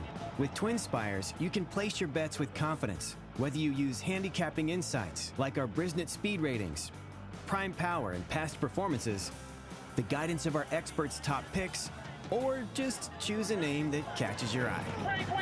Yes! No matter how you pick your horse, bet with Twin Spires. And now you can race to victory with Twin Spires tournaments.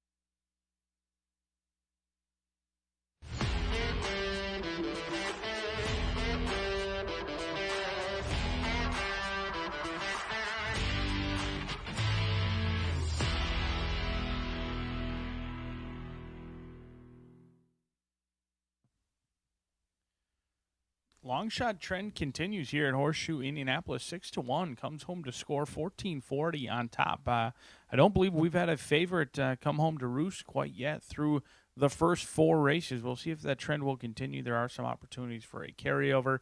1, 3, 4, and 6 are uncovered in that pick 5. So if whether you're cheering for a carryover or whether you're cheering for some big payouts, 1, 3, 4, and 6 are uncovered in the pick 5. A couple of long shots as well, although the 4 right now on the board at 7-1, and the 6 is 9-1. Mile and a 16th on the turf, made in special weight, 3-year-old fillies and upwards, bred in the great red state of Indiana. No scratches or changes, 9 of them set to go to the post. I happen to fancy a horse who's lightly raced, a 3-year-old filly named Coger Lane. Mitch Merle going to be aboard for Tony Green and Larry Goodwin, donning those silks for Aaron West, homebred for Larry Goodwin. 0 for 2, debuted sprinting on the dirt, doesn't like the dirt particularly, ran evenly around, just kind of one pace throughout, just got a learning experience, did take some action though. In fact, this horse went off at below 2-1, so somebody thought they were going to take to sprinting on the dirt. However, once they stretched out, went to the turf, That is really where they ran a huge race, and that is where my attention has landed. They ran on Indiana Derby Day, going a mile and a 16th. They set some fast fractions. They did go quickly early on in that race, sub 23. They did slow it down a little bit. They got a 25-second half quarter there between the quarter and the half, and really slowed it down, but it wasn't enough. Country Embrace and Lover's Carol came with a rush. Coker Lane didn't wave the white flag by any means. Held on admirably. A neck finish, kind of held third place that day. I'm sure the owners were thrilled that they won the photo finish for third. Big difference in pays. The mare produces about 16% winners, but she hasn't always produced winners at first asking. So this is a good sign that she's a high percentage mare in Anna Creek, and she's also the daughter of Lonro, who is a sod surgeon as well. So this one is a half to Gray Streak. Could be any sort. Gray Streak did have 4 wins on the turf. Mallball also tried it as well, 0 for 2, and then Creek Valley, who is 0 for 1 on the turf. I think there's upside with Coker Lane. Doesn't necessarily need the lane or need the lead, and did pass runners on debut. So I think Coker Lane, if somebody wants to go to the lead and go crazy on the front end, I think Coker Lane drawing to the outside is going to be favorable. They can sit right off the flank of potentially the main threat in here, and that is Wakari. Alberto Burgos trying to get Klopp home, another winner in here, 3-year-old filly by Isotherm, who's 0 for 7. Still looking for that elusive first victory despite 2 second-place finishes, and another horse who stretched out last time and tried the turf for the first time last time and lost to COC. Make what you want of that, but COC had been at the maiden ranks for some time. Wakari ran a huge race back on July 6th. Showed speed, went really quickly, was clear throughout, and just kind of got run down late, but was well clear of your third-place runner, Cover Art, who is also in here. Randy Klopp, he's near the top of our training title since I've been here over the past 5 years, if not at the top. However, a lot of his wins haven't necessarily always come on the turf. He only wins at 6% on the turf course, so make what you want of that. That's probably the difference between 4-1 and 2-1, because Wakari certainly does make a ton of sense in this spot, especially with speed, trying the turf for the second time, and Burgos knows his way around this grass as well. 4-1, a very fair price in here for Wakari. But the 5 might produce the most value. 7-1, Sammy Bermudez, Jay Holden in here. 0 for 8, does have a third-place finish to their name. Another horse who showed speed last time out but does not need the lead. And I think the 7 and the 9 disrespect the rest of this field, which we've seen in the past, and they go quickly up front. I think Cover Art on a sneaky drop in class could be in the garden spot. This could be the horse who gets first run. Not convinced that ultimately she wants to win. She has been losing ground on the leader over her past couple of races. In fact, she had the lead at the top of the lane and looked to be gone at 27-1 last time out, but faded and really had no excuse to not even hit the board. I recognize she lost the crop, but it really wasn't that big of a deal. But it was a much better than it looks race. I'd be remiss to not state that Cover Art did take on the boys last time, so make what you want of that. But a 4-year-old filly in with the girls yet again. I think she'll appreciate being back in with the girls today. 5, 7, and 9 for me as we kick off this late Fire 5. We're going to use the top 3 selections in here. I think race 6s and 7 are very challenging. We've got Allowance Field, race 7, maiden special weight. Another 3-year-old filly, maiden special weight on the turf, in which it's very hard to navigate sometimes. The state-bred horses going on the turf. The single's going to come in the 8th. I'm not expecting a ton of value in this, but I am expecting a win from Sleepy. Horse ran unbelievably well in the Nobody Listens. Too good to lose. Nobody deserved to lose that race between CJ Storm and Sleepy, but Sleepy got nailed on the line that day at nearly 5-1. It was a huge effort in defeat. Going to come right back with a single. Hopefully we can run back-to-back A-plus races for Sleepy. And then in the 9th and final, this is the second of the Grace and Grass Challenge. We're going to use 4 and 7. Cam's Rockin' Gold at 9-2 along with Royal Justice. A year-long layoff for Aaron West. Royal Justice for Justice Farms. Fernando de la Cruz is going to be calling the shots. We'll see if Royal Justice is cranked and ready to go at first asking, but you got to navigate through this challenging first leg of the late Fire 5. 9 will go to the gate. 1 returns a maiden no more. Hopefully you've got it on your ticket. Good luck.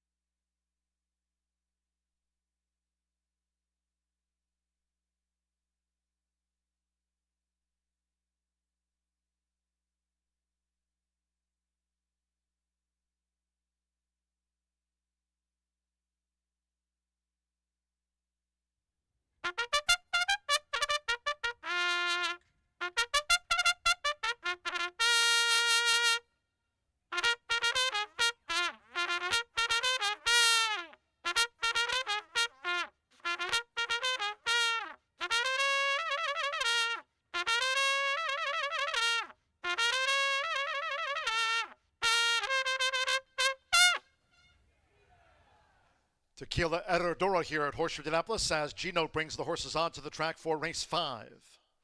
The first of 3 today, Carter for the turf course rated good. Turf rail set at 12 feet out there on the Caesars course in a fast main track. No changes here on the maiden turf over the mile and a 16th. Exacta, trifecta, superfecta. Double pick 3. Maiden turf to start the 50-cent late fire 5. First leg this of the $1 horseshoe hat trick all turf pick 3. On parade with less than 3 minutes. 2 post time.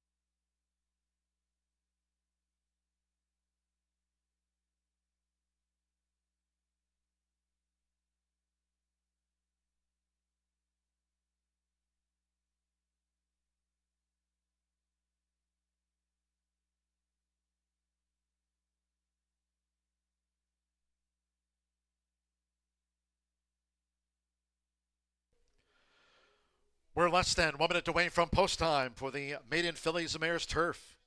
All 9 run. Here are the starts of the 50-cent late fire 5 and the first leg of the $1 horseshoe hat trick all turf pick 3.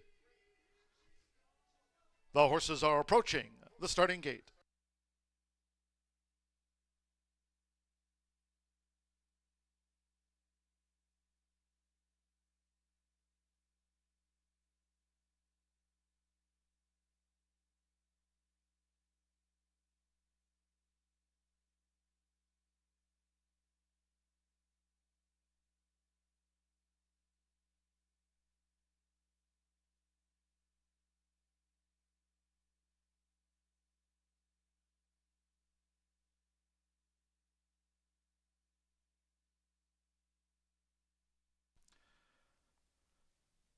For the first of 3 times here at Horseshoe Indianapolis today, crossing over to the turf course. Rail set at 12 feet on the Caesars course, rated good. Making their way up to the mile and a 16th starting point here for the maiden.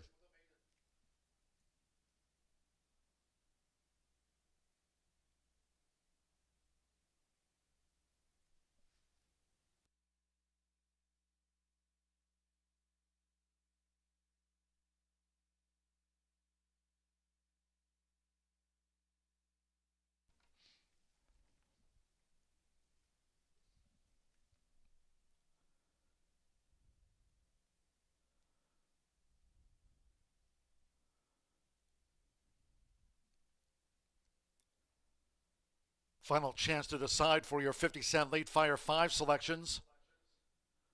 Low 11.99% takeout. The horses have reached the starting gate. It is now post time. Here's Jay Holden's 2. Hanalehi, What You Wished has a white cap. Samuel Bermudez, Cover Art. And back to the gate, Navy with a navy cap. Micah Meeks with Nancy's Kitten, taking her position in the starting gate. Abra Abra, Joe Ramos for Tiana Richardville, who swept the early double. Floating here with a mile and a 16th. Danny Sheehy partners Jogger. Alberto Burgos with Wakari. Rodney Prescott. Diva facing up to the gate. Here's Tiva. Horse good, rail at 12 feet this week. Tiva has taken her spot, 2 back. Marcelino Pedrosa Jr. with Burn Brightly. Daughter of Isotherm and 1 more. Mitch Morrow twice started Coger Lane. This is the start to the Horseshoe Hat-Trick All Turf Pick 3. Good luck. They're in the gate. And they're off. Tiva away sharp. Here comes this early bid by Wakari, who's making a beeline toward the running rail there at 12 feet for Alberto Burgos. Wakari leans out as they make their way toward the first turn. It's Wakari who takes charge of the early pace from a close-up Coger Lane with toward the inside Nancy's Kitten holding position with the rail. Tiva between horses running in 4th and joined out wide by Burn Brightly with 6 furlongs to run as they turn. And then farther back to Cover Art. Navy Silks with a navy cap. Saving ground is Jogger as these leaders go to the back of this good rated course. The trailers are Abra Abra and What You Wished. 22.30 for the lead part, and it's Wakari. Wakari dictates terms here and is in front of Coger Lane, who follows the front runner for Mitchell Morrow. Burn Bradley is just in 3rd, but out deep on the course. Nancy's Kitten holding the rail, and Tiva is in between them. Then it's a break of 3 more to Cover Art with Jogger. The trailers remain on the outside, Abra Abra and What You Wished in a white cap. Half mile for Wakari, clock 46.89. They make their way to the far side of the Caesars course. And Wakari, with Alberto Burgos looking to make every yard, 3 furlongs to go. Coger Lane continues to track, with Cover Art starting to gain now from 3rd position. Then to the inside as Nancy's Kitten with Tiva between horses. Burn Bradley is a wide 6th as these maiden fillies and mares make the swing for home. Jogger, Abra Abra, and What You Wished. Wakari has led them a long way. 3/4, 1 minute 11.73 seconds with Alberto Burgos. Wakari is a furlong away from finishing them off. Mitchell Morrill and Coger Lane has been chasing Wakari as they come inside the final half furlong. It's down to them. Wakari sticking that neck out. Coger Lane gamely trying to get up. Coger Lane outside of Wakari. Got her. Coger takes Wakari. Cover Art 3rd, and What You Wished finish 4th.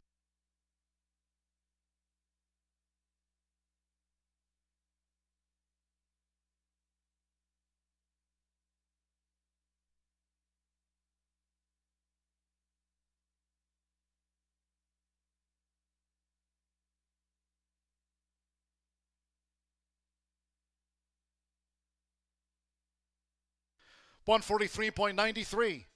After the maiden fillies mare's turf, it is a win photograph. Hold all tickets.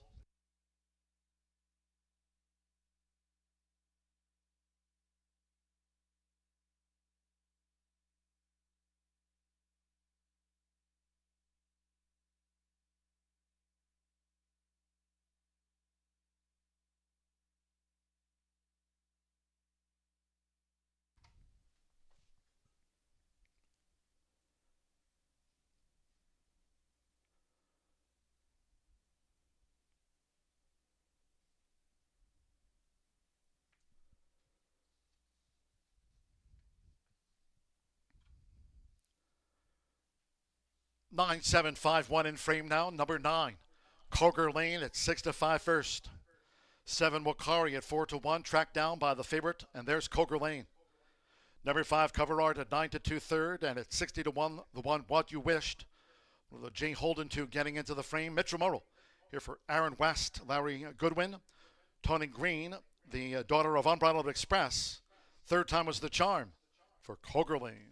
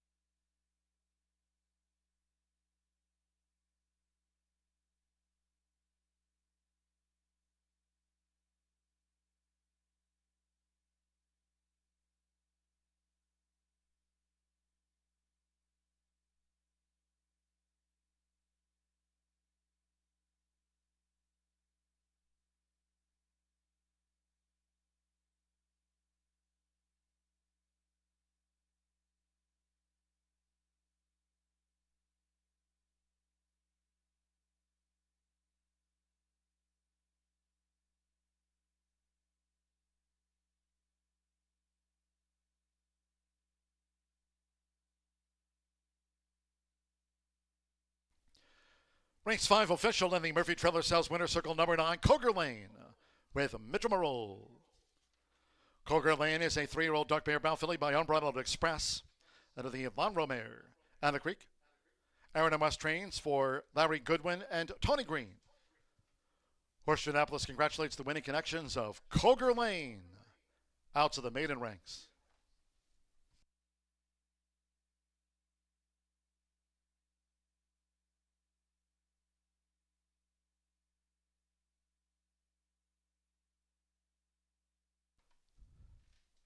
$9.7 exacta, $15.80. 50-cent trifecta paid an even $15. 2-9 double, $52.20. What You Wished was fourth. 10-cent superfecta, 9751, returned $46.88. 50-cent pick 3, 529, $69.10. The $1 early pick 4, 2529, Coger Lane, 916.20. The 50-cent early pick 5 daily starts on the first of the day. 5 out of 5 returned $13,549.60. And the maiden distaff turf favorite first. All 9 ran 143.93. Course good. Rather 12 feet. 20 minutes away. Race 6 of 10 on the day. End of the mile. Scratch 7, Timeless Justice. Number 7, Timeless Justice has been scratched. Number 2, I Forgot It. The jockey, Fernando de la Cruz. Waive the apprentice allowance, 118 corrected weight. Fernando de la Cruz, the meat leader. On 2, I Forgot It. 4, Party in the Club. 1 pound over.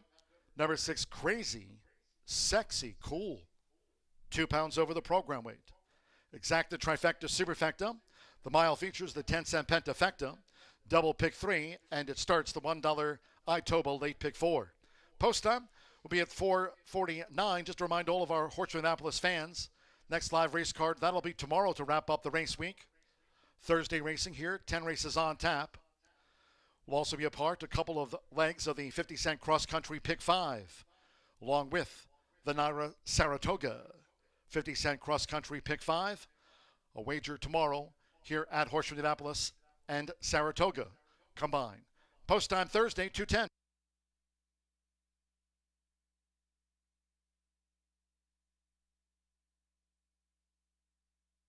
They're in the gate. And they're off. Tiva away sharp. Here comes this early bid by Wakari, who's making a beeline toward the running rail there at 12 feet for Alberto Burgos. Wakari leans out as they make their way toward the first turn. It's Wakari who takes charge of the early pace from a close-up Coger Lane, with toward the inside Nancy's Kitten holding position with the rail. Tiva between horses running in fourth and joined out wide by Burn Brightly with 6 furlongs to run as they turn. And then farther back to Cover Art. Navy Silks with a navy cap. Saving ground is Jogger as these leaders go to the back of this good rated course. The trailers are Abra Abra and What You Wished. 22.30 for the lead part, and that's Wakari. Wakari dictates terms here and is in front of Coger Lane, who follows the front runner for Mitchell Morrow. Burn Bradley is just in third, but out deep on the course. Nancy's Kitten holding the rail, and Tiva is in between them. Then it's a break of 3 more to Cover Art with Jogger. The trailers remain on the outside, Abra Abra and What You Wished in a white cap. Half mile for Wakari, clock 46.89. They make their way to the far side of the Caesars course. And Wakari, with Alberto Burgos looking to make every yard, 3 furlongs to go. Coger Lane continues to track, with Cover Art starting to gain now from third position. Then to the inside as Nancy's Kitten with Tiva between horses. Burn Bradley is a wide 6th as these maiden fillies and mares make the swing for home. Jogger, Abra Abra, and What You Wished. Wakari has led them a long way. 3/4, 1 minute 11.73 seconds with Alberto Burgos. Wakari is a furlong away from finishing them off. Mitchell Morrow and Coger Lane has been chasing Wakari. As they come inside the final half furlong, it's down to them. Wakari sticking that neck out. Coger Lane gamely trying to get up. Coger Lane outside of Wakari, got her. Coger takes Wakari. Cover Art third, and What You Wished. They're in the gate.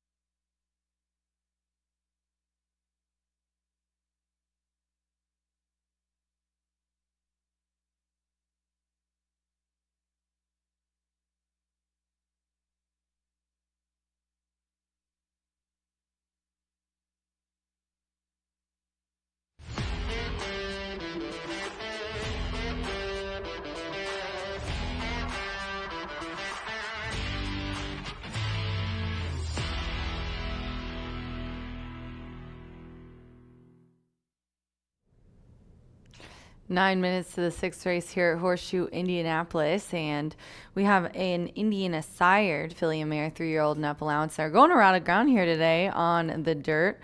Fernando de la Cruz is the 2. I forgot it. And Timeless Justice, the 7, is out of here. I'm going to go to the outside, and I'm going to go with the 3. I like the 4. I got into my picks, but I do like the 3. The 2 a lot more. She's a Whirlwind. Love the names of both of my exacta horses. She's a Whirlwind and Indiana Smoke Show. Santos Sanger is aboard this 4-year-old filly for Mr. Tony Duran, and he co-owns and trains this girl. She's by Santiva. And, you know, this is a key start for her. And, you know, it started off the layoff. And I think she came out and she was second. It's really been consistent. You know, you would think that come out and it's going to look at like an improvement from that first time. You know, once you get into racing, they get to run in every few weeks, every month. They get kind of in the scope of things. When you have a horse that hasn't raced since 2025, coming in June of 2026, even though of course that horse has been, you know, worked and exercised and trained up to that point, it's still something to consider. So when you're getting in there for your third, you know, start of this 2026 meet, it looks good. Now here's what I'm going to say about the pace scenario really quickly, and then we'll switch over to that. I love the way she's walking around. You know, she's not unruly, but she's switching her tail, and she's feisty, but she's not, you know, too bad. I love the way she's acting right now. I love a racehorse that's a little bit of a handful. It means that they, you know, have the will to win. But I expect a hot pace in here. So I'm thinking on the front end we'll have some going. But she's a Whirlwind, has that nice where she can kind of sit back. She likes to close. She can come from far off the place and still finish very well. I also like the time form spotlight rating of 79. I love Santo. I think he's an underrated jockey. John and I share that opinion. So I'm going to go with She's a Whirlwind on top. And let's go to the 9, Indiana Smoke Show. This one's 5-1. Irving Mancada is in the irons here today for Mr. Randy Klopp and Breakaway Farms. Wonderful connections here in the state of Indiana. This is a 4-year-old filly by Turbo Compressor. And Irving, what a really nice in the money percentage he's had. It's a tough meet, but he's consistently, and these are long shots. These are horses that are paying really good money. I'm telling you guys, keep an eye on Irving.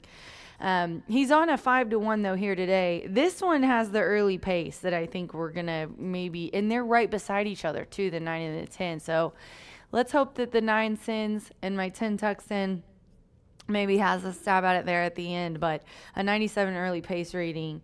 But if she can maintain her pace, if she can stay on the lead, you know, she's going to be tough. But 2 back, she put up a 71 overall Brisnet speed figure on June 16th and was 3rd. This is first time out of route, though, for this girl. I want to stress that to you guys. She has never gone 2 turns. She's raced 13 times, and every single time has been a sprint race. So this is either going to be miserable to her or she might just love it. You really never know. That's what makes horse racing so fun. And then the favorite right now at 2-1 is Party in the Club. Mr. Alex Ashard is aboard here for Devaris Douglas. I found a percent. It's out of very few. Out of I think 7 or 8 of.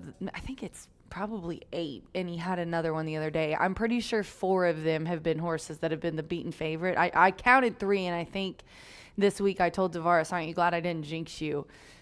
So I feel like this includes 1 more. But a handful, out of a handful of his races, about half of those have come back as the beaten favorite and won. That's a very nice stat. This horse is 7 of 9 on Indiana dirt too.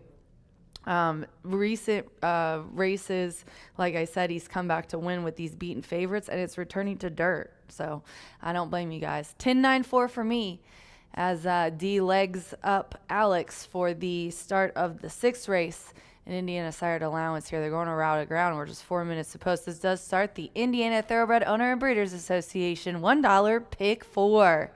If you want to have some of these Indiana breds, they are very affordable.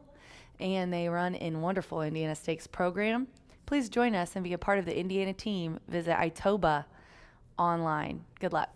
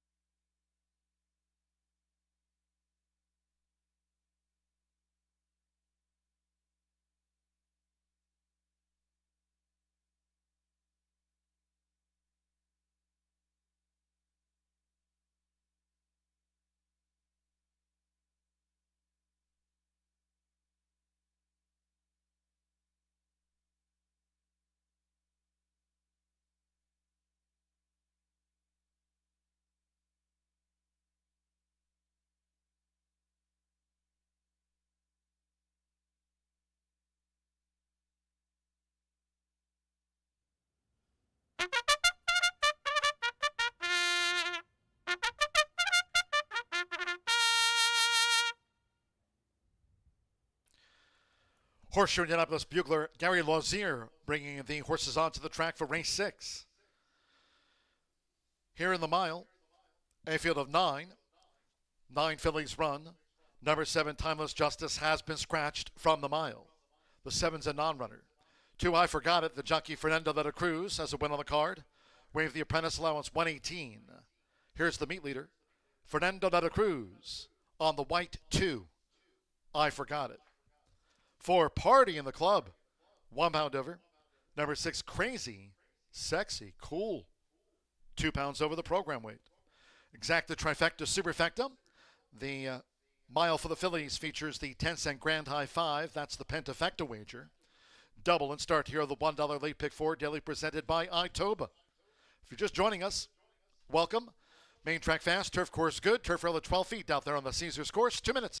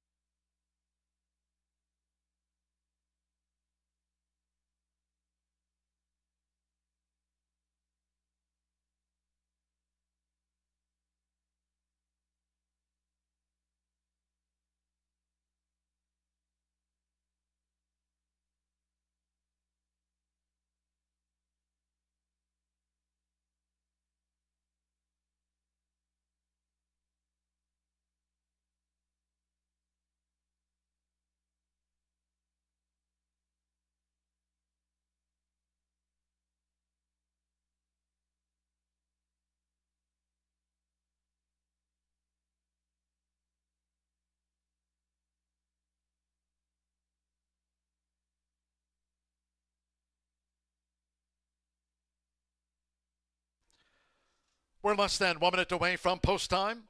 The mile starts, the $1 late pick 4. Get your wagers in. You have less than 1 minute.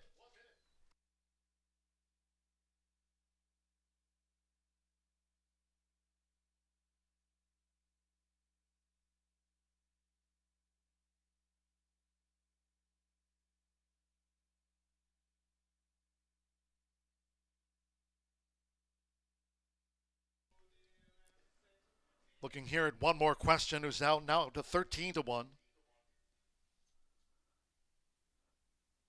They'll be making their way down toward the mile start.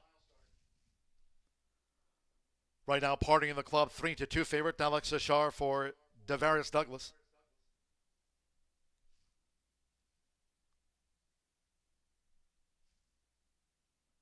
The horses are approaching the starting gate.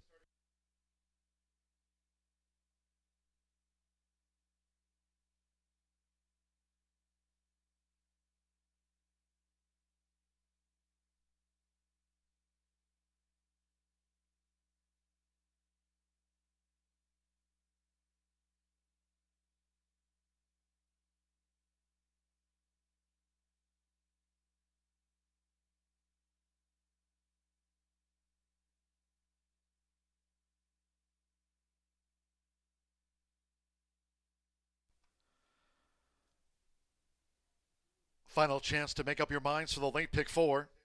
Arriving at the gate. It is now post time.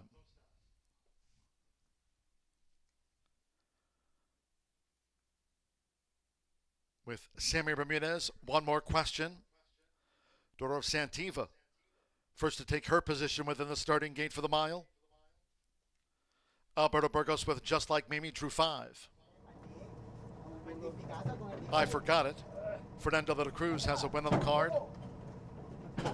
Amir Mendoza with Estrella Brillante, 14-1. Crazy Sexy Cool, Hannah Leahy. Be a hat trick of wins on the day for trainer Tiana Richardville. Crazy Sexy Cool. Now Alex Ashar with Party in the Club loads at 6-5 on Party in the Club. Marcelino Pedroza Jr. with Ace of Cats. Now Indiana Smoke Show.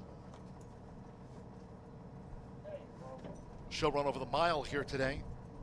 Irving Moncada for Randy Klopp. One More She's a Whirlwind, Santo Sandro for Tony Duran coming up. So stand by, this over the mile. Party in the Club, the 6-5 mile favorite. 4-5 on Party in the Club and the Roth. Crazy Sexy Cool, she was slow to go, just like Mamie broke sharp. Along with, toward the inside, One More Question, and right there, Estrella Brillante, part of the early charge, is Just Like Mamie. So with Alberto Burgos, Just Like Mamie is vying early with One More Question, who leads them up the near side for Sammy Bermudez at 20-1. One More Question is now the overall leader. 6 furlongs remains. From Just Like Mamie and Estrella Brillante, tracking them from third, Alex Ashar. At Party in the Club in the black cap, joined by Ace of Cats, and toward the inside, a very headstrong, Crazy Sexy Cool. She's coming up toward the rail for Hannah Leahy as they go toward the half-mile pole. And then farther back, toward the inside, She's a Whirlwind, who's together with Indiana Smoke Show, who's stretching out in distance, and I Forgot It trails. The quarter was 23.94. They go past the half-mile pole with One More Question. The 20-1 target, half-mile 48.29. They enter the far turn, One More Question, Just Like Mamie. They lead the Phillies mile, but now with inside 3 furlongs to go. With Ace of Cats looking to sustain a bid from third. Crazy Sexy Cool now being ridden to hold that spot from fourth and dropping back. With She's a Whirlwind splitting horses. Party in the Club is Estrella Brillante. Indiana Smoke Show leads 1. That's I Forgot It, who's last of 9, and they're into the stretch. 3/4, 1 minute, 12.76 seconds. One More Question. And Sammy Bermudez trying to get the answer from One More Question. Who still holds Just Like Mamie? Estrella Brillante on the outside. Here's Party in the Club kicking in late, but One More Question was upset-minded with Sammy. One More Question, and all the way winner by 3. Just Like Mamie was second. Party in the Club third. Estrella Brillante fourth, and She's a Whirlwind finished 5th.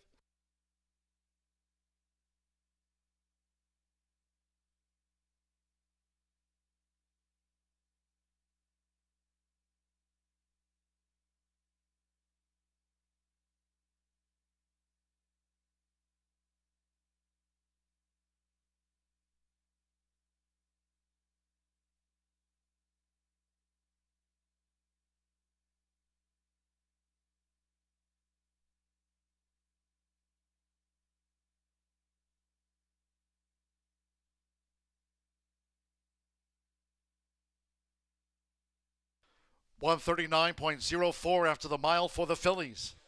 Unofficial 154.3 in the 10 runs fifth. There's one. One more question. 20 to 1 first, 5 just like Mamie, 6 to 1 second. 3 to 5 on the 4, Party in the Club third. 11 to 1 on the Blue 3. Estrella Briante fourth. 7 to 1 on She's a Whirlwind fifth. Ace of Cats was sixth. Indiana Smoke Show seventh when stretching out to a mile. One more question. Have the answer again. Samuel Jimenez for Tracy Wisner. The daughter of Santiva was 20 to 1 on the mile.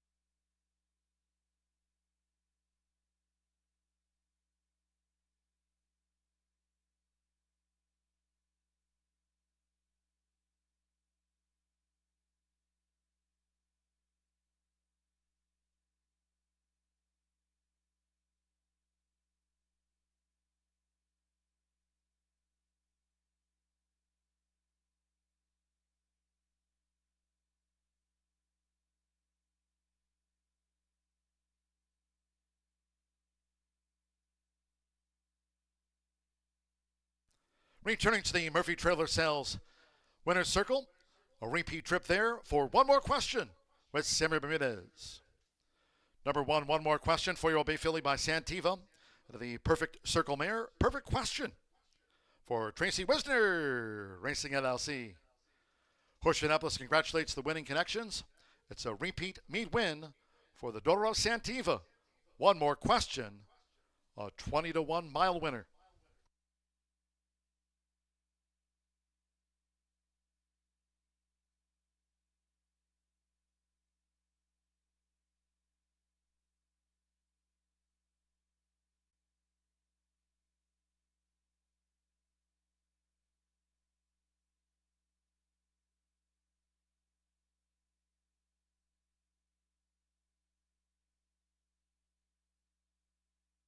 Range 6 official.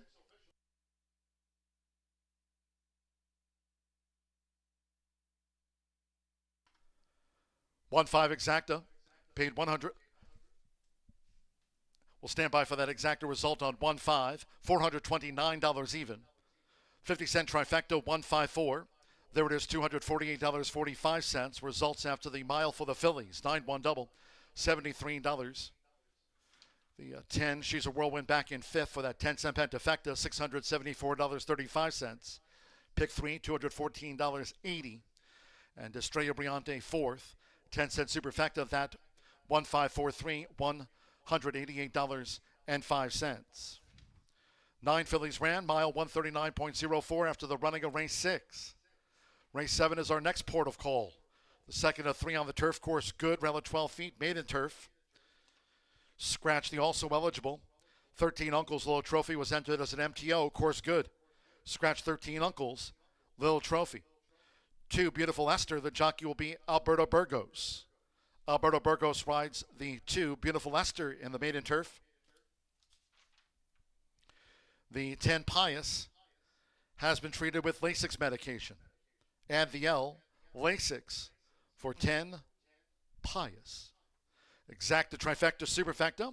The maiden turf features another 10-cent grand high five. That's the pentafecta bet.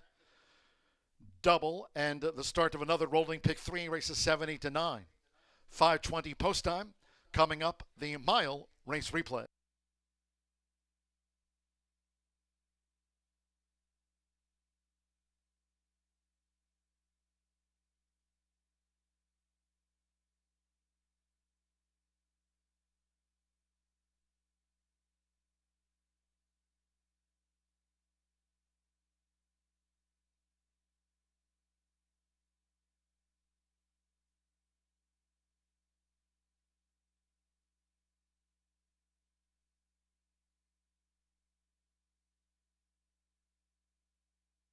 Mile favorite, 4 to 5 on Party in the Club and the Roth.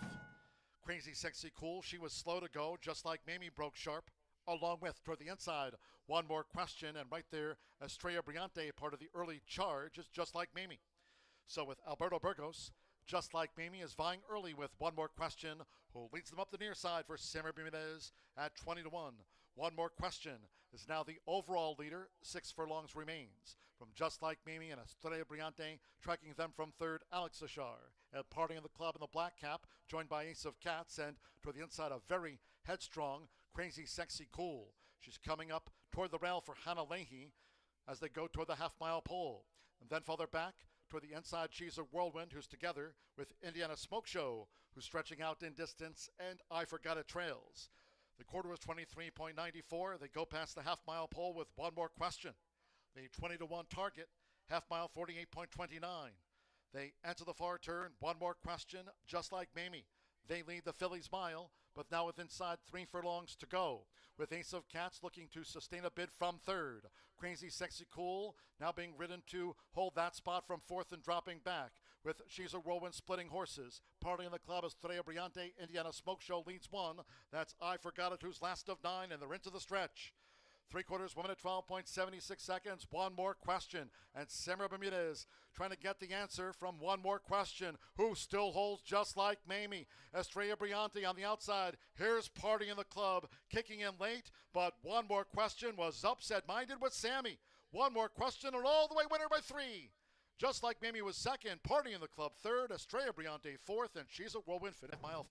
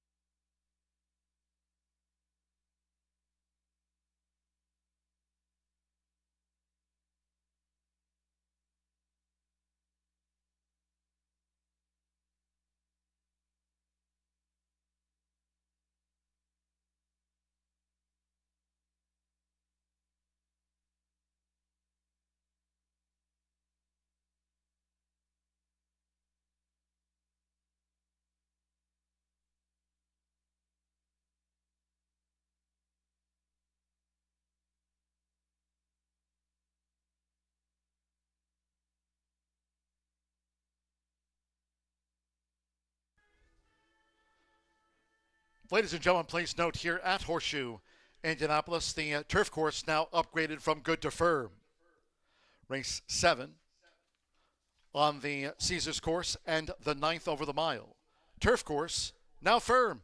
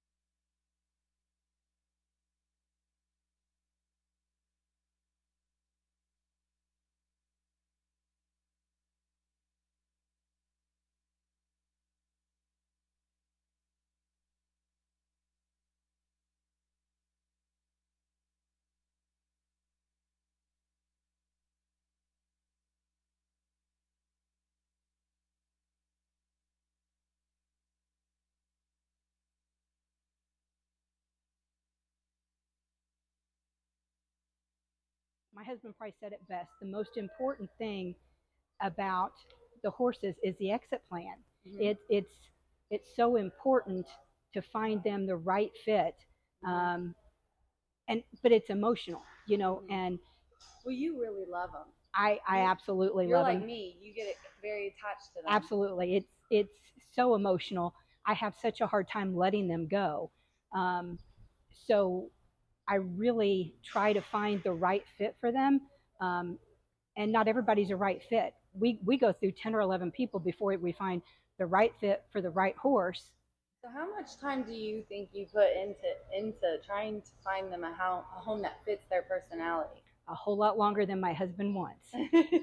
When they're done, he wants to find them a home ASAP, and 8 months for Hank. 8 months. Average, probably about 6 months by the time we find somebody, make sure that they're going to work. Our very first one was Conquest Play Misty, who is now Connor, who does dressage. Amy Paulus rehomed him for us, and he is leading the life of a king. Jenny Perkins has him, and they do dressage. Jenny lost her horse the summer before, and Amy knew that because Amy had rehomed a horse to hit her earlier, and she found the perfect fit. Connor's been with her ever since, I think, 9 years. And they're living life. He has a birthday party every year. He gets dressed up for Halloween. I get to follow all of my horses on Facebook, so I know what they're doing. I know where they're at. I get to watch them grow into a new phase of their life. The horses, when they leave the track at such a young age, they have so many years ahead of them, and people don't think about that. They just, okay, we don't need them anymore, so just push them to the side. 12 and 13-year-olds, I mean, that's kind of prime for these horses. So in the 10 years John and I've been doing it, we've rehomed 12 horses. We keep in touch with every one of them. We have them in Pennsylvania, Illinois, Michigan, Kentucky, Indiana. So they're a little bit of everywhere, but they're all happy and they're all doing well. Well, I wish we had 10 of you guys. Well, thank you so much for being such a great owner, and I'm so blessed that you're an owner in our state. Thank you.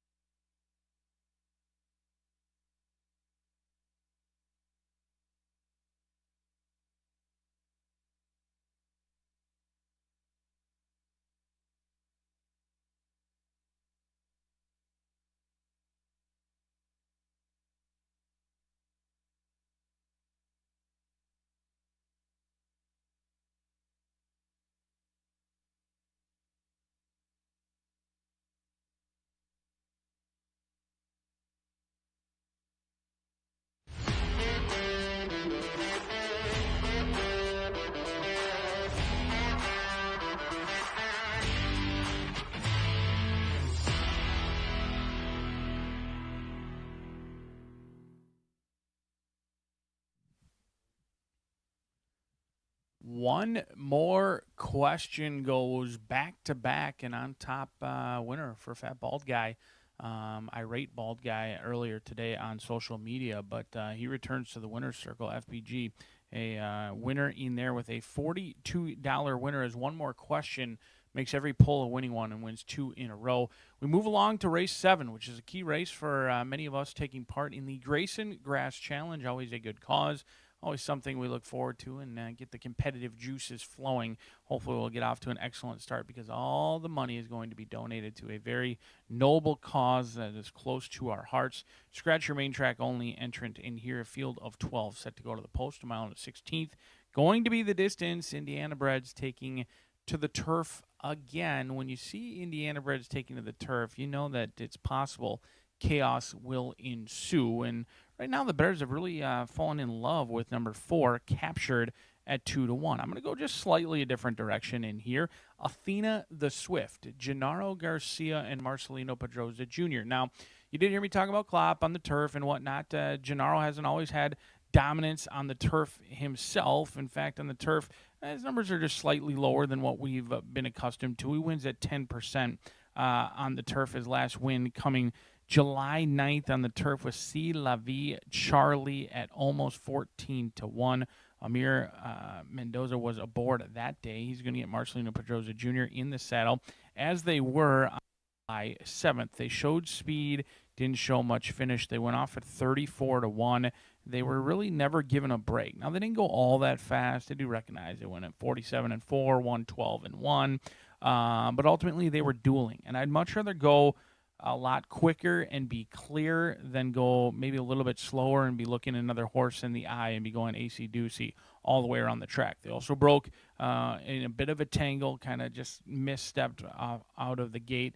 The mare, Bustle, she was all turf. I mean, she was all turf. The siblings are solid. Bustle was a 5-time winner, 3 of those on the turf, banked almost $100,000 on the turf, and ran all over the country. Gulfstream, Churchill, Keeneland, Kentucky Downs even, as well as Calder. And since then, the mare has produced some very nice turf runners in the way of stakes runner Miami Crockett and a couple others, including Deferred Taxes for Chad Brown. Some solid siblings in the running line, 10-1, a great value player in here. A horse who's shown speed, hasn't shown any finish, but now tries the turf for the second time. First time getting 2 races in a row without a layoff line, and second time 2 turns. There's a lot to like for Swifty Farms and Athena the Swift, but the 4 is taking all the action right now. Christine Caulfield, she doesn't have the most horses in the back of the barn, but she's made good with what she does have. She's winning at 20% so far on the year. Here at Horseshoe Indianapolis, she hasn't sent all that many to the starting gates here at Horseshoe Indy. This will only be making her 4th start this season. I think she's got a 2nd and a 3rd through 3 starts thus far. Arantes, a rider I'm not overly familiar with, did give this one a good ride last time out. Couldn't get to Pink Picture as the beaten favorite last time out. We'll see if Captured can get Christine Caulfield another win in here. She got 2 wins so far on the season. When I last checked, it was only about a 3-horse stable. We'll see if they can get the job done in here. They've gone to the lead. They've sat off of it. Last time out was the first time this horse has ever really taken any action in the win pools. In fact, you look at the first 6 starts, was never below 16-1, and most of those were above 40-1. But last time they were bet down to favoritism. Somebody liked this horse a lot, ran a huge race, just lost a photo finish. We'll see if they get the job done. Again, it looks like the bettors are back in, as they are believers in Captured getting that elusive first victory for this 4-year-old. But the 6 is 8-1, and that's Amy L., Joseph Bielmer, and Bob Sturgeon. 0 for 7, 1 third-place finish to her name. Another horse who tries the turf for the second time. I'm always looking for horses trying things for the second time, especially horses bred in the state of Indiana. You've got Jack Milton, and Jack Milton is a Warfront sire as well, so you think this one would be able to handle the turf. The mare, she was all synthetic and turf. In fact, she banked 8 wins in her career. She won 4 on the turf, 4 on the synthetic. Despite that success for her, she's only produced 9% winners on the turf, but it's right in line with what she's produced overall. She's winning at 10% as a broodmare. 3 of the 4 have gone on to win. The only one that has yet to do so is Amy L., looking to change that around today. However, the good news is for Amy L., this one is a half, a half to Jack Summer. Very nice one for Bob Sturgeon, horse who we just saw June 9th run 3rd on the turf. Horseshoe absolutely loves the turf and likes to go to the lead and play catch me if you can. We'll see what Amy L opts to do in here, their second try on the turf. But another wide open betting race in here. We had Chaos kick off our Itoba pick 4 at 20-1. Hopefully you're still alive. Our early pick 5 today returned over $13,000 for 50 cents. And we kick off that Grace and Grass Challenge. So if you're joining us in the Grace and Grass Challenge, all proceeds going to charity. Certainly thank you and appreciate you each and every day here at Horseshoe Indianapolis. Good luck.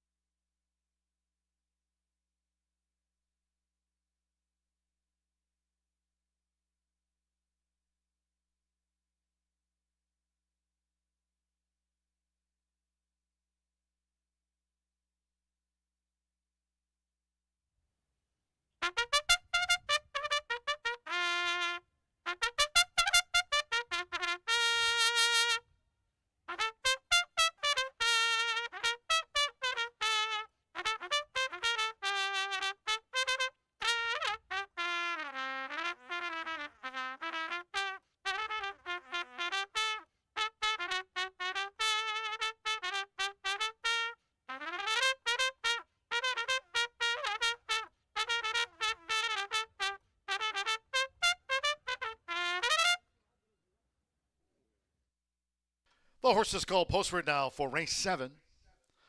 Made in Distaff turf over the mile and 16th. A field of 12. Scratch the main track only entered 13 Uncle's Little Trophy. Scratch the MTO, the number 13. There's Too Beautiful Esther. First to step onto the track. Note that jockey change there was to Alberto Burgos. Rides Too Beautiful Esther. Led them onto the track. 10 Pious has been treated with Lasix medication. Lasix for the 10 Pious. Exacta Trifecta Superfecta.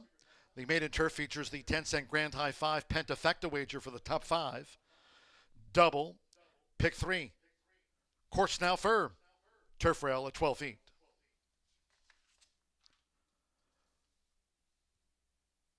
Drawing closer to the start.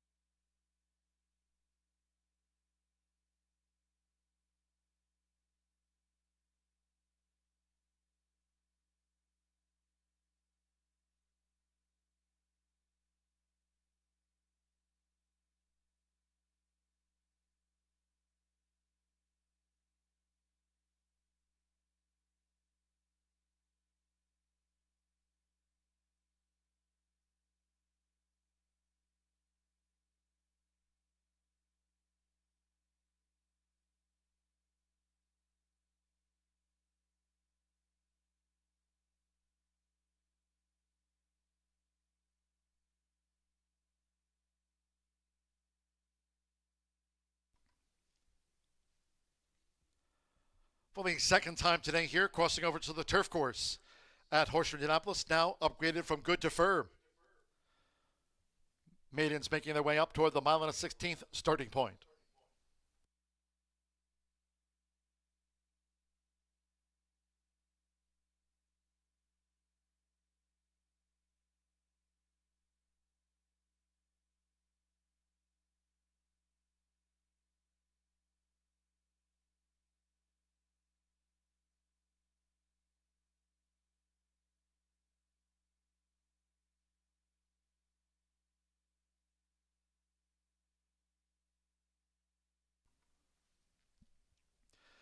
The horses have reached the starting gate. It is now post time. Alberto Burgos with Beautiful Esther. First to move into the starting gate here, 12 run. Alex Ashar with Haziel. Joins Beautiful Esther. Alexander Crispin with Go Eve Go. Horse firm, another 12 feet this race week here. Thursday post time from 2:10 p.m. Eastern. Looks like a nice forecast here too. Micah Meeks with Corgis and Cows drew 8. Marcelino Pedroza Jr. with Athena the Swift.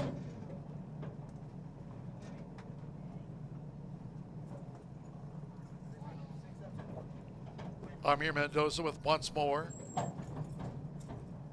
Cesar Orantes captured. 9-5 favorite captured. Went in okay. Ronnie Prescott with Maisie Force Be With You. Drew 5. Fernando de la Cruz and the first time starter Pius went in well.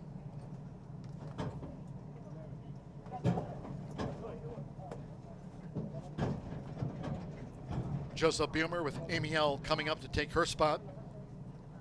Here over the mile and 16th, Manny Esquivel with Cloudless Day drew 11.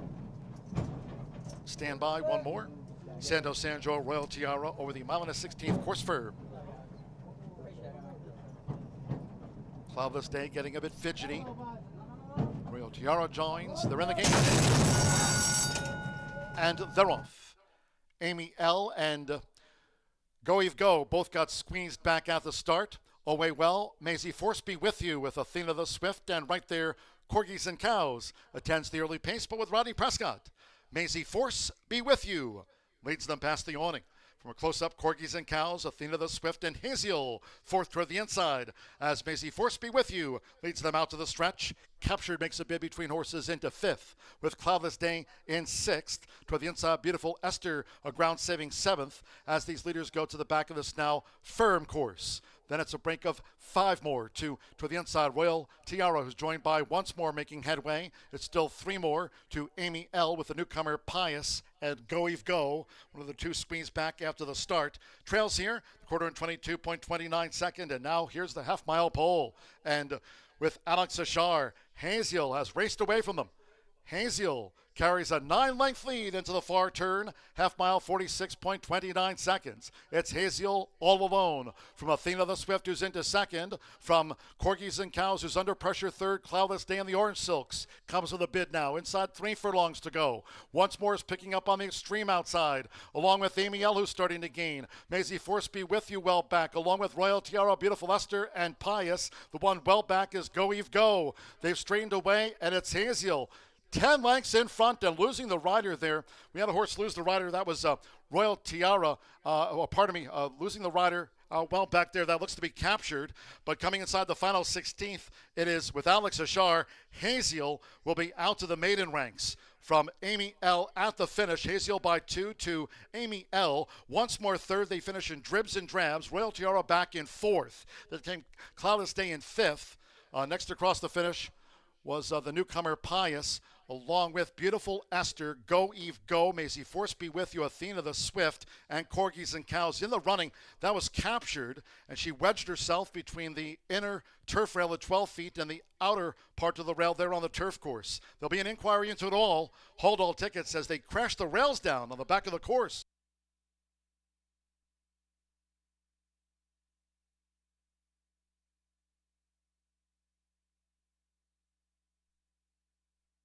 And there will be an inquiry into that backstretch run as several of the running rails have been knocked over.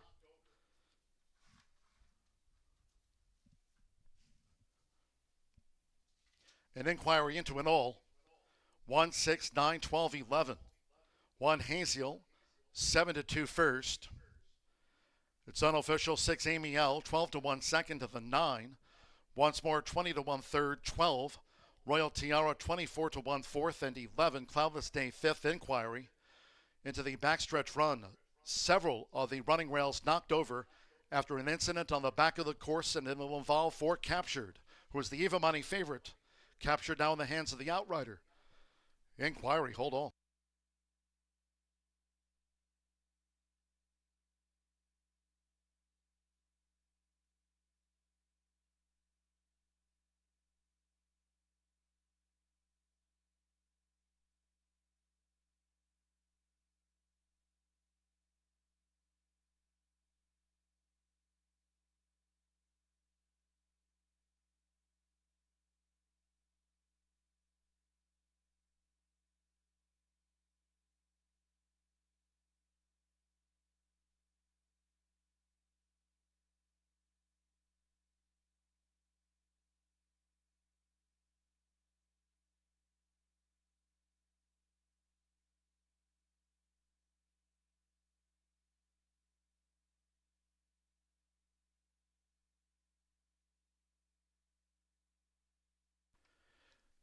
The medical team here tending to jockey Cesar Orantes on the back of the course.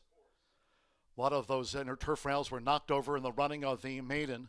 It is part of a steward's inquiry, and again, the medical team here tending on the turf course to jockey Cesar Orantes, and Captured is with the outrider.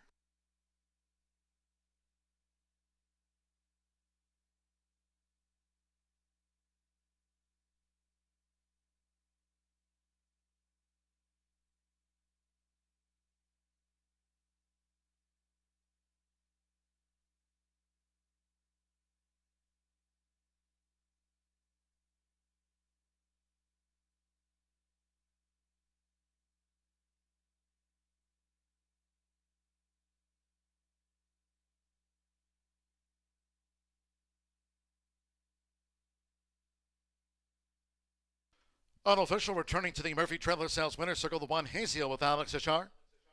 Haziel is a 5-year-old chestnut mare by Tapiture. Out of Errant Angel by Tis Wonderful for John Langmeyer's Spooky Hollow Racing Incorporated. This was her 14th career start in the winner's circle. Unofficial, the 1 Haziel, steward's inquiry into that backstretch incident.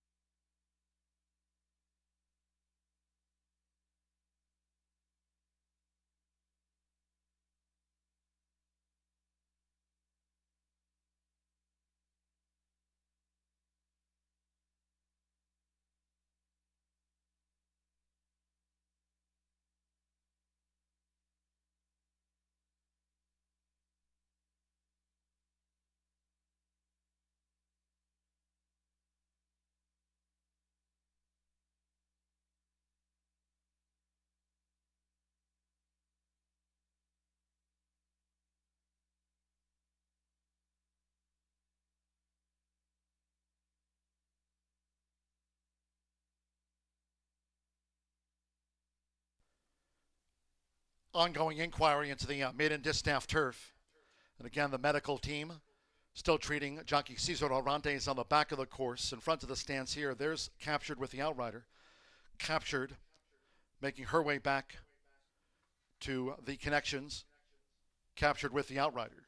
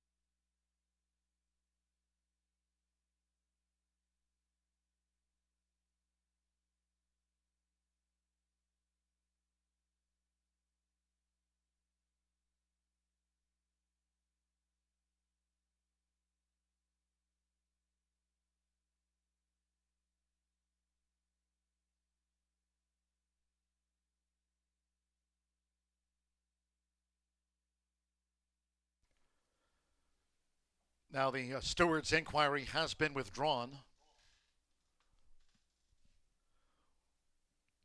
We see 1, 6, 9, 12, 11, the running order after the maiden.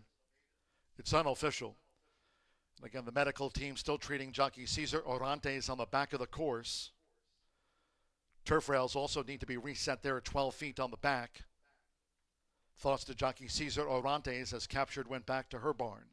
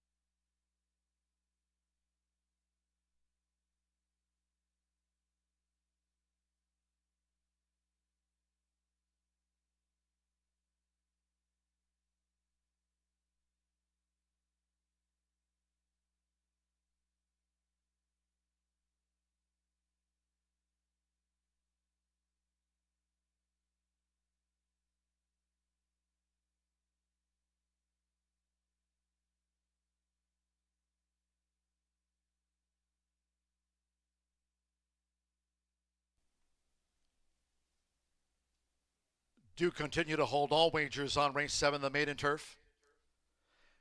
And now that result has been confirmed. It is official. We've got official after race 7.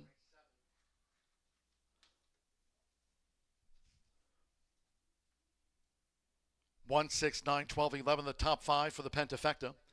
$1,366.81. 1, 6 exacta paid $79.60. 50-cent trifecta 169 once more was third. $183.05. 1-1 double $256. 9-1-1 was the pick 3. Capped off by Haziel. $112.40. Royal Tiara did run fourth. Captured unseated jockey Cesar Orantes. 10-cent superfecta $205.98. Cloudless Day was fifth. 10-cent pentafecta once again $1,366.81. 12 faced the starter. Captured did not finish. And again, the medical team here still tending to jockey Cesar Orantes on the back of the course. 18 minutes away from race 8 on a fast main track in the sprint. Scratch 1, Jimmy Rules. Take out 8, Showtime, and scratch 10, the Exodus Twist. Scratch the 1, 8, and the number 10. Exacta, trifecta, superfecta, the 10-cent pentafecta. Start to the $5 last call, double, and final pick 3 of the day. Fast and Firm, 5:56, the revised post time.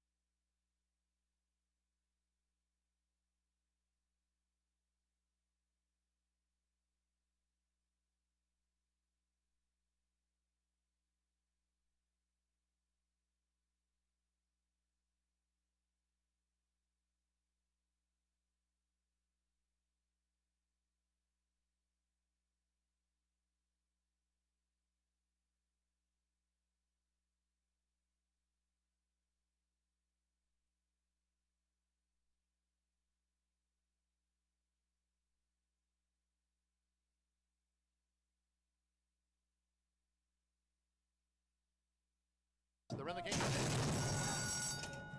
and they're off. Amy L. and Go Eve Go both got squeezed back at the start. Away well, Maisie Force be with you with Athena the Swift, and right there, Corgis and Cows attends the early pace, but with Rodney Prescott. Maisie Force be with you leads them past the awning. From a close-up, Corgis and Cows, Athena the Swift, and Haziel fourth toward the inside. As Maisie Force be with you leads them out to the stretch.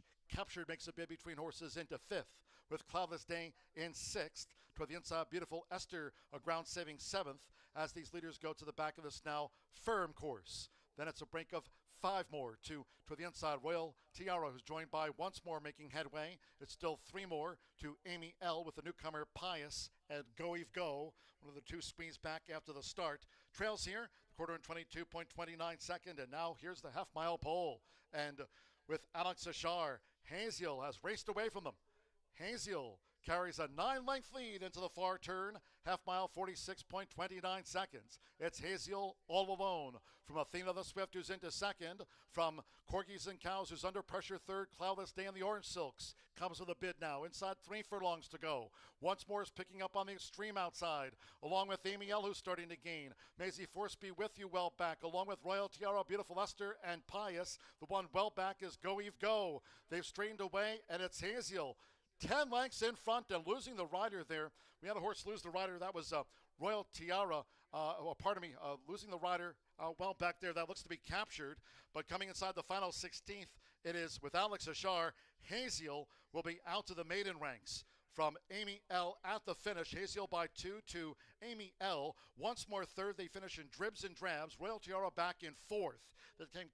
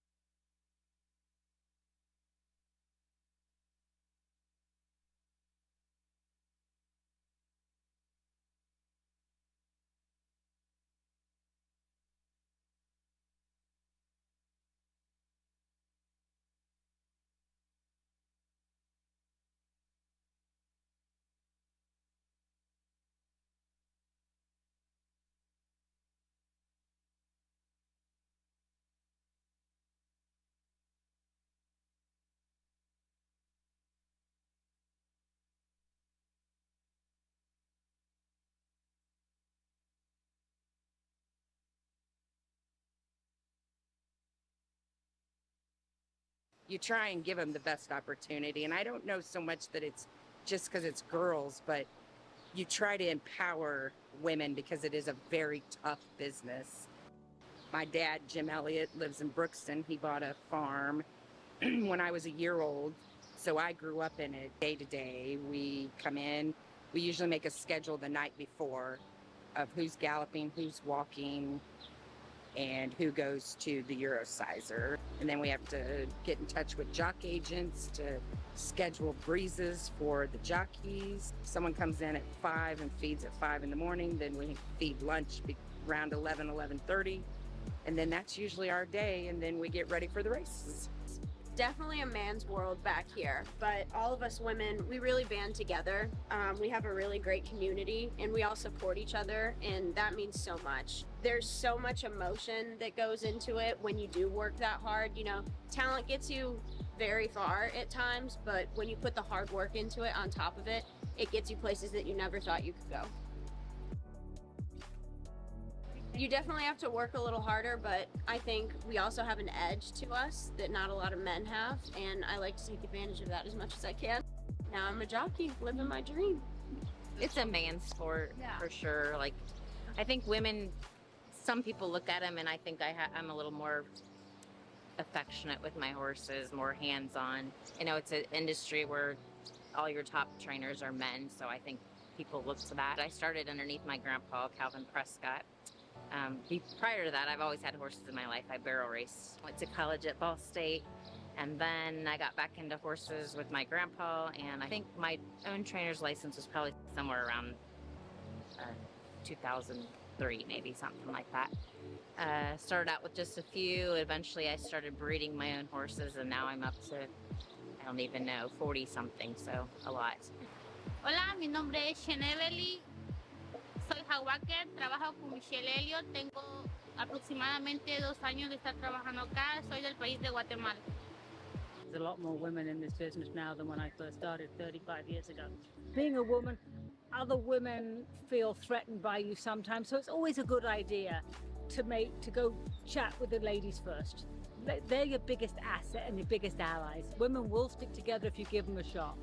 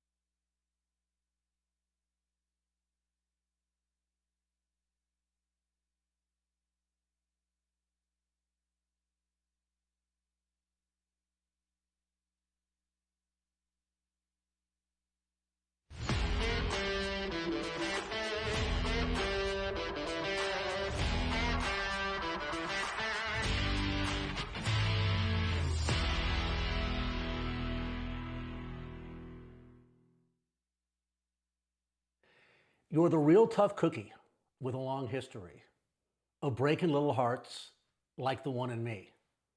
That's okay. Let's see how you do it. Put up your dukes and let's get down to it. Hit me with your best shot. Haymaker time. Hey, everyone loves a little Pat Benatar, right? From back in the day. She was fabulous, wasn't she? So good. Crimes of Passion, I think, was her big album. Race number 8 here, 6 furlong event. This is a good group of one other than allowance foes. I like the 6, Envision, in this race. All right, Homebred for Ellen J. Foxwoods. Second star off a 6-month layoff for career start number 3. I know what you're thinking this is a dirt race. The race on dirt was a disaster. But, that was off the 6-month layoff. The winner of that disastrous performance, first of all, was at Churchill, 7 furlongs. Bold Strength was 4-5, the winner of that race for Brad Cox. Beyer came back 95 for him. So you're dropping in class. You showed a little pace in that race. You needed it. You're obviously working well on dirt. Look at the drills from my guy, Will Walden. 47-3, 47-4, minute flat, 48-2. Very quick drills coming into this race and working consistently every 7 to 10 days. The dam, the mother, dreamologist, made, look at my notes here, $213,000, 4-time winner. 2 of those races were on dirt, 2 on grass. So the dam was pretty good on dirt. And the debut was really good. I don't care that it was synthetic. Won by 2 3/4 lengths. It was an 11-horse field. He broke from the rail at Turfway Park with my man, Danny. And I mean, one going away in that event. Nobody can do that like me. Nobody. Try it. Try it yourself. You will not be able to accomplish that. One more time. So, and there's plenty of pace in this race also. There is speed to the outside. This horse gets a nice stalking trip, improves second off the layoff, improves second time blinkers, second time Lasix, second time dirt with those drills, and that dirt pedigree that's good enough for it. So Envision, that's the horse that I see winning race number 8 at Horseshoe.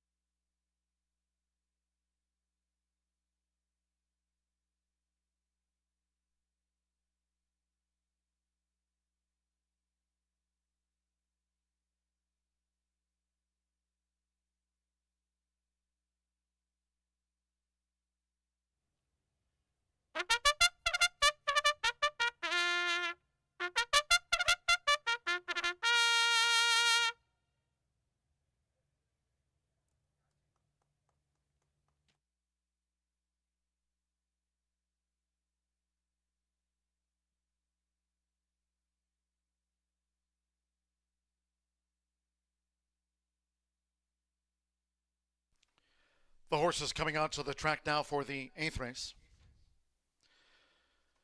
Here in the sprint, a field of 8. Scratch 1, Jimmy Rules. 8, Showtime.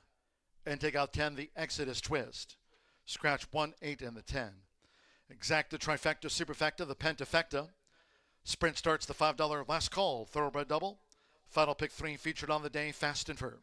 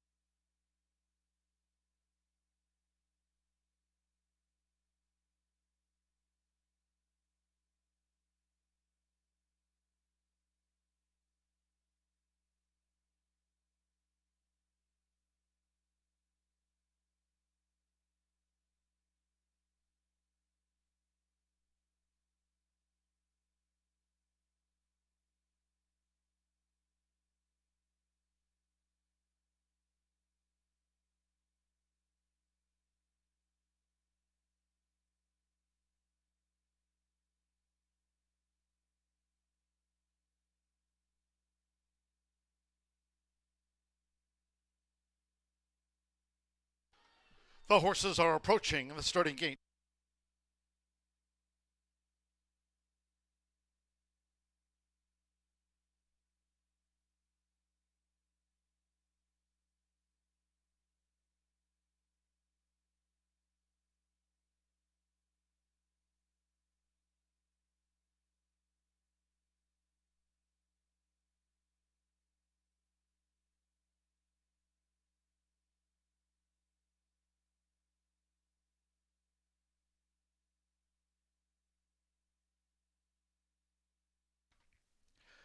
The horses have reached the starting gate. It is now post time. They're going in. Unbridled Slope. Alex Ashar riding for a double. Haziel won the maiden fillies mare's turf. Marcelino Pedrosa Jr. with Envision has joined Unbridled Slope. Samuel Bermudez has a win on the card. Here partners Sir Gallivant. Loading at the 6 furlong start.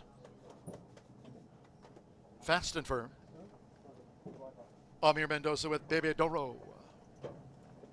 Alexander Crispin, Ice Express, has taken his position within the starting gate. Summer Poli storm the streets like Bebe Doro, both for Gennaro Garcia. Right now, Sleepy, the 4-5 favorite. Santo Sanjor with Tazzy. One more, Indiana bred Sleepy. Alberto Burgos for Randy Klopp. Here over the 6, all in line.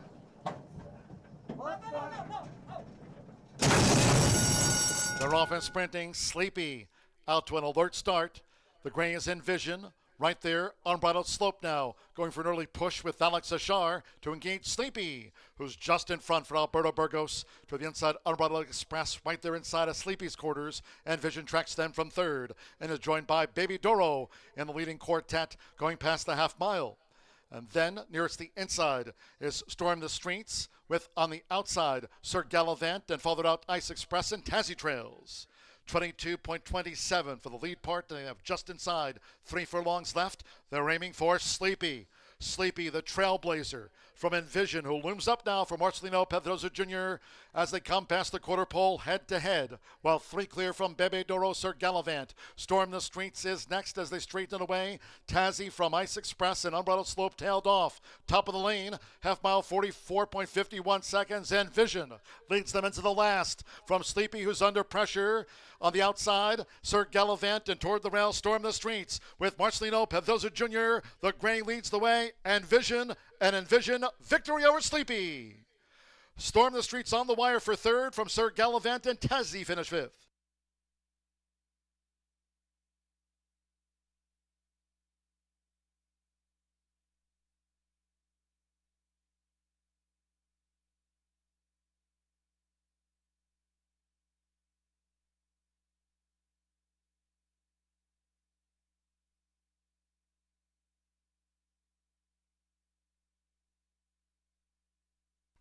$108.99. 6:11, and then a photo Envision at 3-1 first. Number 11, Sleepy at 3-5, another silver medal. Stand by for the 3rd, 4th, and 5th in the judges. Marcelino Pedrosa Jr. The son of Into Mischief for Ellen J. Foxwoods and Will Walden. It's Envision, a win at 108.99.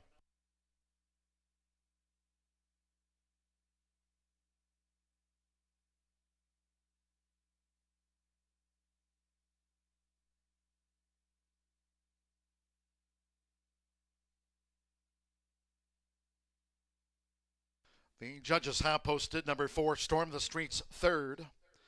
Number 7, Sir Gallivant, 4th, and 5, Tazzy, 5th. 6:11, 475 in frame.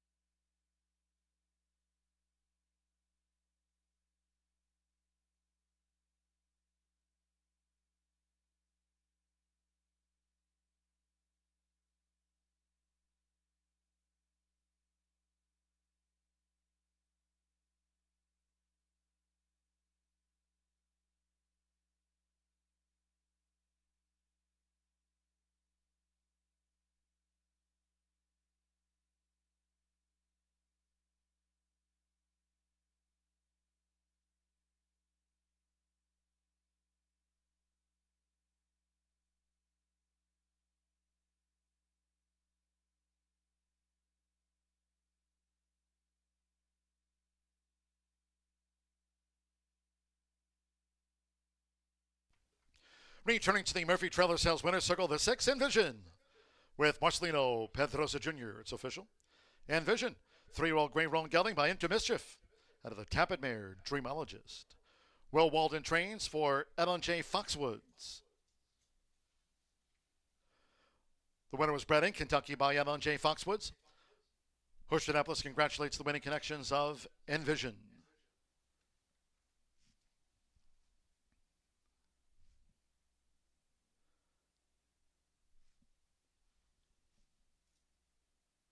$6.11 exact to pay $32.60. 50-cent trifecta, $6.11 for $36.85. 1-6 double paid $82.20. Pick 3 capped off by Envision. 1 with the 6, $417.30. Sir Gallivant 4th. The 10-cent superfecta paid $25.99. Tazzy was 5th. The 10-cent pentafecta, $6.11 475. Returned $55.14, 108.99 after the sprint feature. 9th race Turf Mile is 18 minutes away. Scratch the MTOs, 11 Lil Gin and Class, and 12 Hoosier Promise. Scratch 11 and the 12. And in the 10th, capping off the card with that quarter horse Juvenile Maiden, the 10 in the body Will Run.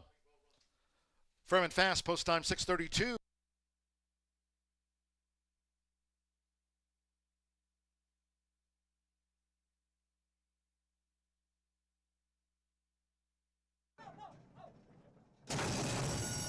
They're off and sprinting. Sleepy out to an alert start. The gray is Envision. Right there, unbridled slope now. Going for an early push with Alex Ashar to engage Sleepy, who's just in front for Alberto Burgos. To the inside, Unbridled Express right there inside of Sleepy's quarters. Envision tracks them from third and is joined by Baby Doro in the leading quartet going past the half mile. And then nearest the inside is Storm the Streets with on the outside Sir Gallivant and followed out Ice Express and Tazzy Trails. 22.27 for the lead part. They have just inside 3 furlongs left. They're aiming for Sleepy. Sleepy, the trailblazer from Envision, who looms up now for Marcelino Pedrosa Jr. as they come past the quarter pole head to head, while 3 clear from Bebe Doro Sir Gallivant. Storm the Streets is next as they straighten away. Tazzy from Ice Express and Unbridled Slope tailed off. Top of the lane, half mile 44.51 seconds. Envision leads them into the last from Sleepy, who's under pressure. On the outside, Sir Gallivant, and toward the rail, Storm the Streets with Marcelino Pedrosa Jr. The gray leads the way, and Envision, victory over Sleepy. Storm the Streets on the wire for third from Sir Gallivant, and Tazzy finished 5th.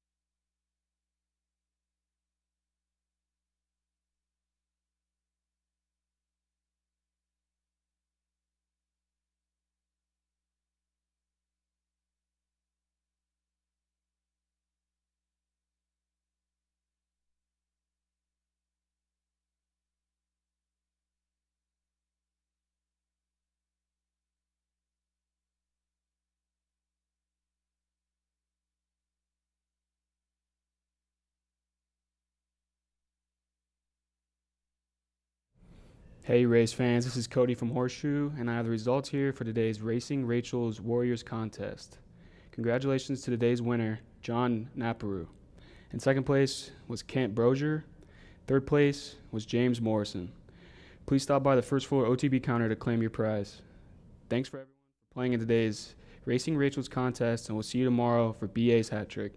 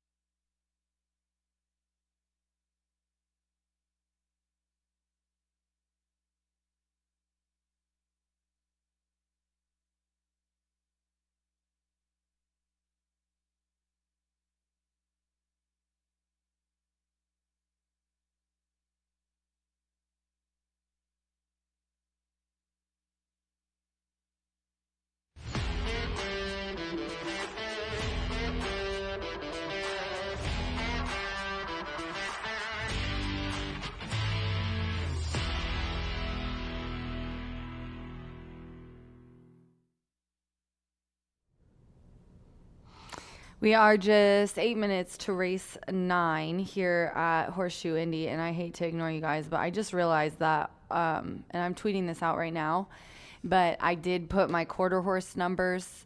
It was probably my fault. I'm not even, yes, it was, because I put the tip sheet together and sent the final file, but normally my interns catch me. But sometimes I do end up having the same numbers in consecutive races, but those are my quarter horse numbers on the tip sheet. So we're going to go over 4 to 10 here in this 9th race. It is an Indiana bred 3-year-old and up filly and mare allowance, optional claiming for $30,000, and they're going a route of ground on the turf.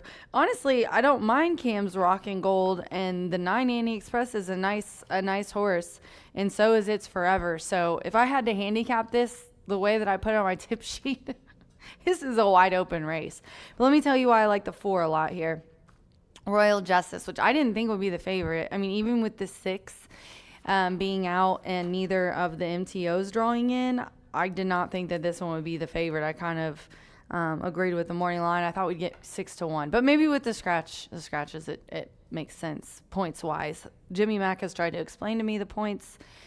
I have a small grasp of how the morning line works. Obviously, I understand how it works, but with scratches, it totally changes things. This is why I like Royal Justice. She gets leading jockey Fernando de la Cruz. She gets hot Aaron West. He just had a winner yesterday. A 19% win clip, 44% in the money. Look at this is the first out for 2026. I get that. But this horse put up an 83 last time, second, beaten less than half a length, and then kind of got started slow. And I think it really did affect this pace figure. It put up a 78, but won. And that was routing on the grass. Today we're going a mile on the grass. And if you go back that win and then the last 2 wins, by 6.5 lengths in the Ellen Lucky Star, put up an 83 Brisnet speed figure on July 5th of last year and won, beating Temple Painter. So, and it was at 23-1 as well in that race. So, I really like Royal Justice in this field. And then we'll go to the 2, Louder Than Words. 3-1 right now on the tote board. Marcelino Pedroza winning that last race.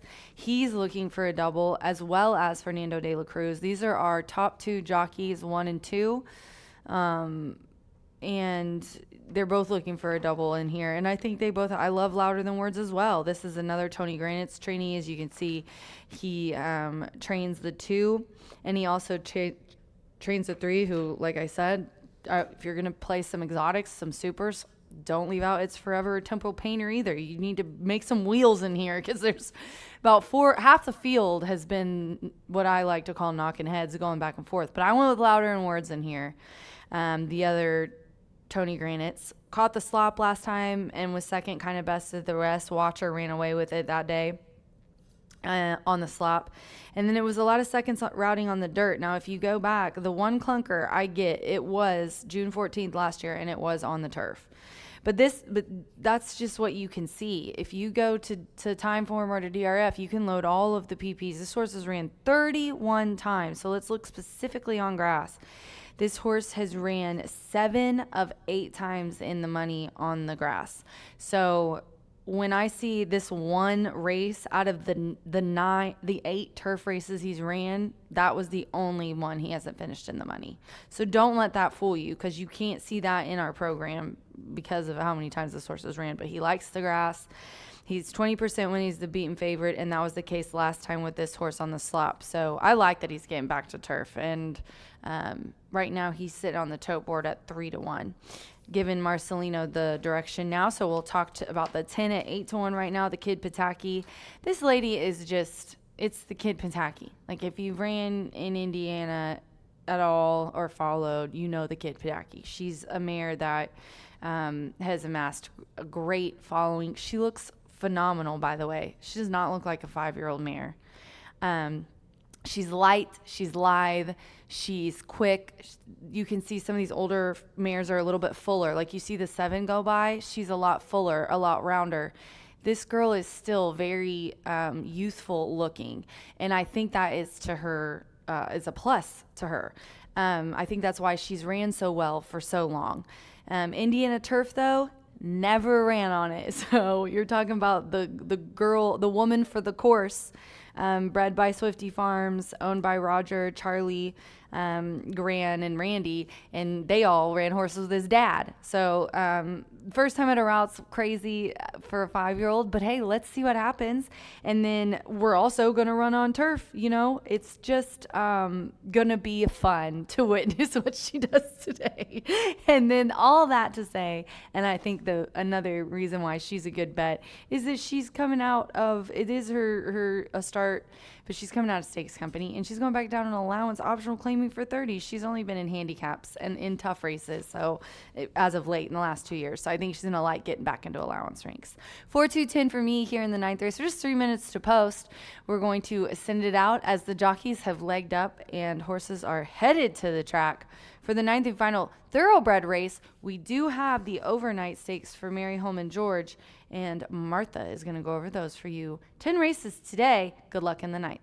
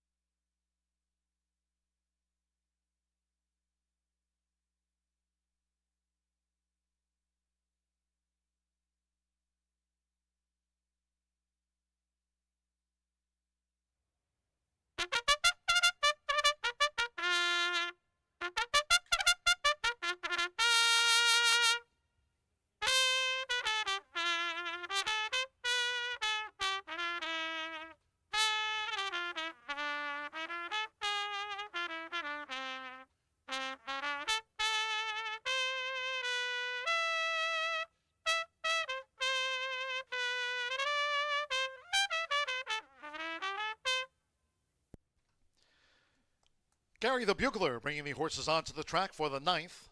This is our penultimate race of the day, closing with a quarter horse dash, fast track turf firm here. And the Fillies Mares Turf Mile, a field of 10. Scratch the MTOs 11 Lil Gin and Class and 12 Hoosier Promise. They were main track only entered. Scratch 11 and the number 12. Exacta Trifecta Superfecta. Another Pentafecta featured here on the Distaff Turf Mile. Starts our final double of the day and it's due off.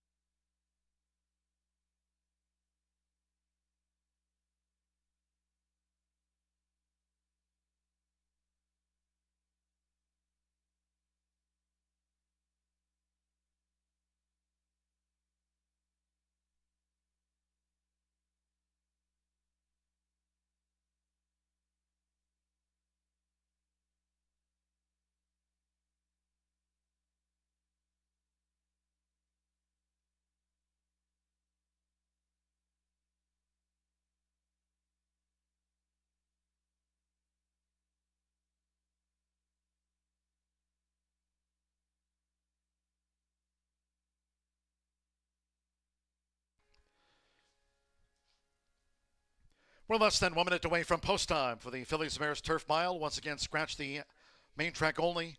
11 Lil Gin and Class and 12 Hoosier Promise. In the body of the field, 6 See You in a Bit, another withdrawn. Scratch the 6, 11, and 12.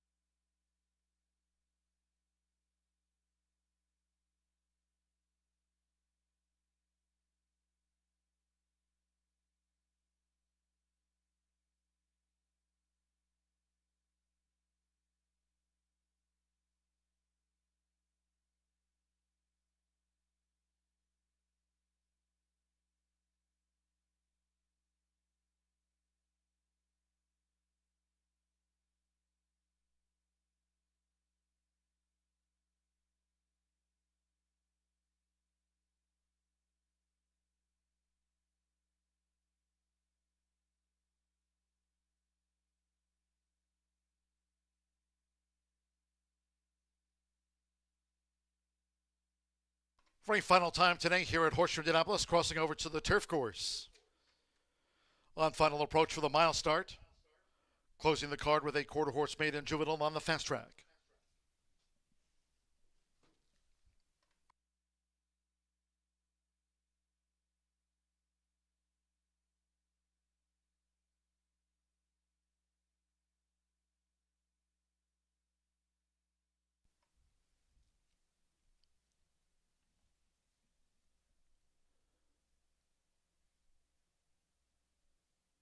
The horses have reached the starting gate. It is now post time. Micah Meeks with Barb's Vortex coming up.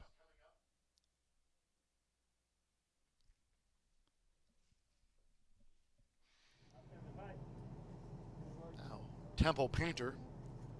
Joe Ramos won the opener 25-1 odds. Louder Than Words would be a double for Marcelino Pedroza Jr. after Envision's sprint win. Of course, here firm rail at 12 feet this week. Hanalei with Cam's Rock and Gold, the Mohaman mare. Sando Sanjor, It's Forever, the Tony Granitz 2, here over the mile. Tiz Bayou, Mitchell Morrell's on the Wednesday score sheet. Fernando de la Cruz with Royal Justice now facing up to the gate. Alberto Burgos, Annie Express loaded. Royal Justice. Tiz Bayou getting a bit fidgety, and one more. Samuel Bermudez, the Kid Pataki. Temple Painter, both here for Randy Klopp. Tiz Bayou continues to get fractions with the starting gate. The Kid Pataki joins. Tiz Bayou has settled, all in. And they're off. And Tiz Bayou was awkwardly away, drifts back toward last. A sharp start for Royal Justice, and here's Cam's Rock and Gold. With that early bid for Hanalei to take the top, it's Cam's Rock and Gold, who leads them into the first turn, establishing a 3-length advantage over Royal Justice, and on the outside, Temple Painter third with 6 furlongs to run. Then toward the inside, saving ground, is Louder Than Words in a yellow cap, and the Kid Pataki, stretching out in distance, did not corner well. The Kid Pataki losing a lot of ground on the first turn run.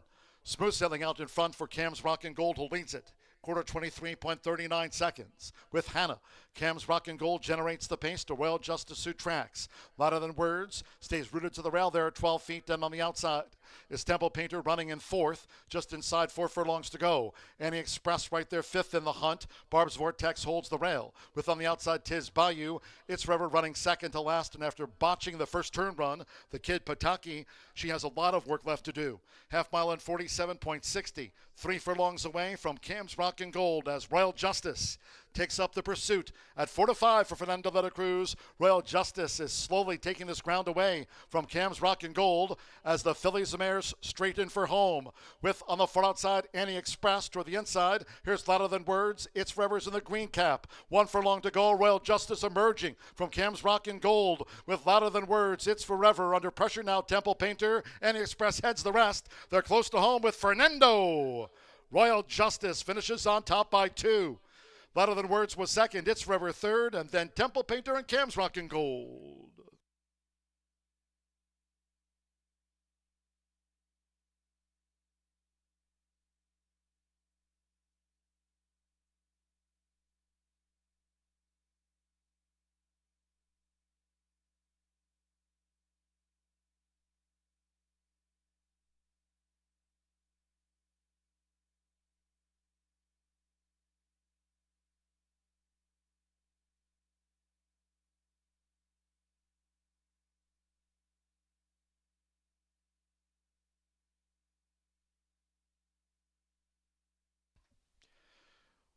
.135.56 after the Phillies Mares Turf Mile.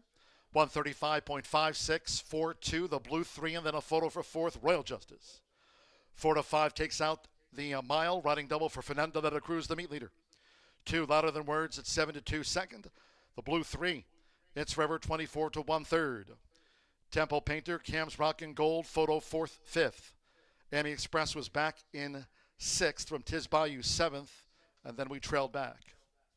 Couple wins on the card. Fernando de la Cruz here for Aaron Weston, Justice Farm. Royal Justice at 4-5.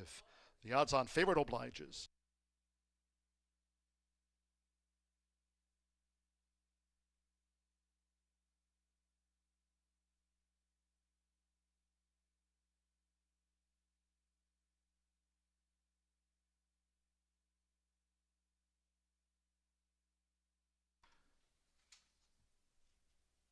The judges have posted number 7, Cam's Rock and Gold, fourth. And the 5, Temple Painter, was fifth after that photo. 4, 2, 3, 7, and the 5 for the Pentafecta.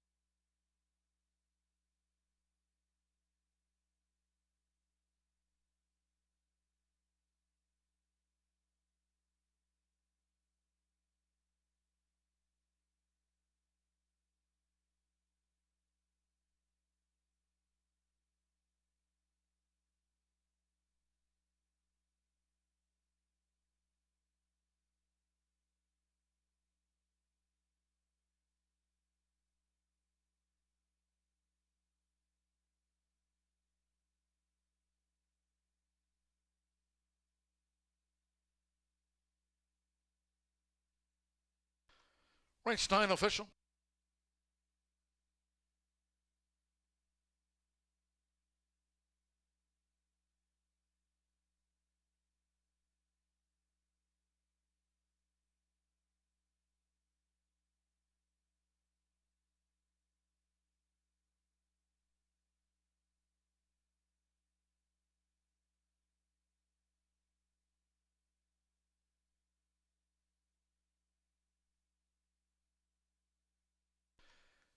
And the Murphy Trailer Sales Winners Circle, the 4 Royal Justice with Fernando de la Cruz.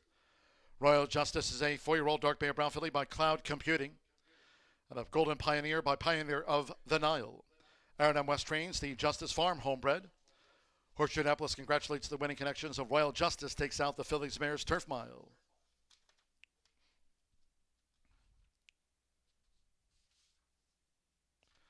Couple of wins on the card for the meet leader, Fernando de la Cruz. On our second of the day of the mile there, on Terminally Handsome in here, Royal Justice, the favorite in the turf. 4 to exacta, paid $10.60. Cam's Rockin' Gold, fourth in a photo. 10-cent Superfecta, pays on 4237. Pentafecta, $95.91. Temple Painter ran fifth. Trifecta, $17.20. That Superfecta, $20.73. 50-cent pick 3, $75.60. $5 last call thoroughbred double, 6 and 4. Combination $85, $1 Itoba late pick 4, $2,700, $78.30. And the 50-cent late fire 5 returned $3,130.90. At the 50-cent late pick 5, 5 out of 5. 135.56, one more. 10th race, 15 minutes away. Quarter horse maiden juvenile over the 330. Scratch the also eligibles, 11 through the number 14. The also eligibles, none drew in. Reported overweights, the 2+2, 3, Caramel Beach, a pound over. 5 Amethyst +4. The 6 is 2 over. Make the 7 Monday Blues, 2 over here in the Wednesday finale. The 8 is +7. 9 +7, and the 10 El Chiquis, 6 pounds over.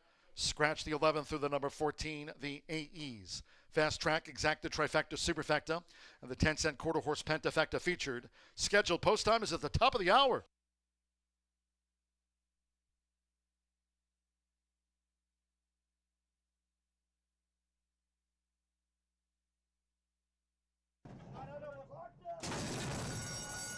And they're off, and Tiz Bayou was awkwardly away, drifts back toward last. A sharp start for Royal Justice, and here's Cam's Rockin' Gold with that early bid for Hannah Leahy to take the top. It's Cam's Rockin' Gold, who leads them into the first turn, establishing a 3-length advantage over Royal Justice, and on the outside, Temple Painter third with 6 furlongs to run. Then toward the inside, saving ground, is Louder Than Words in a yellow cap, and the Kid Pataki, stretching out in distance, did not corner well. The Kid Pataki losing a lot of ground on the first turn run. Smooth sailing out in front for Cam's Rockin' Gold, who leads it. Quarter 23.39 seconds with Hannah. Cam's Rockin' Gold generates the pace to Royal Justice, who tracks.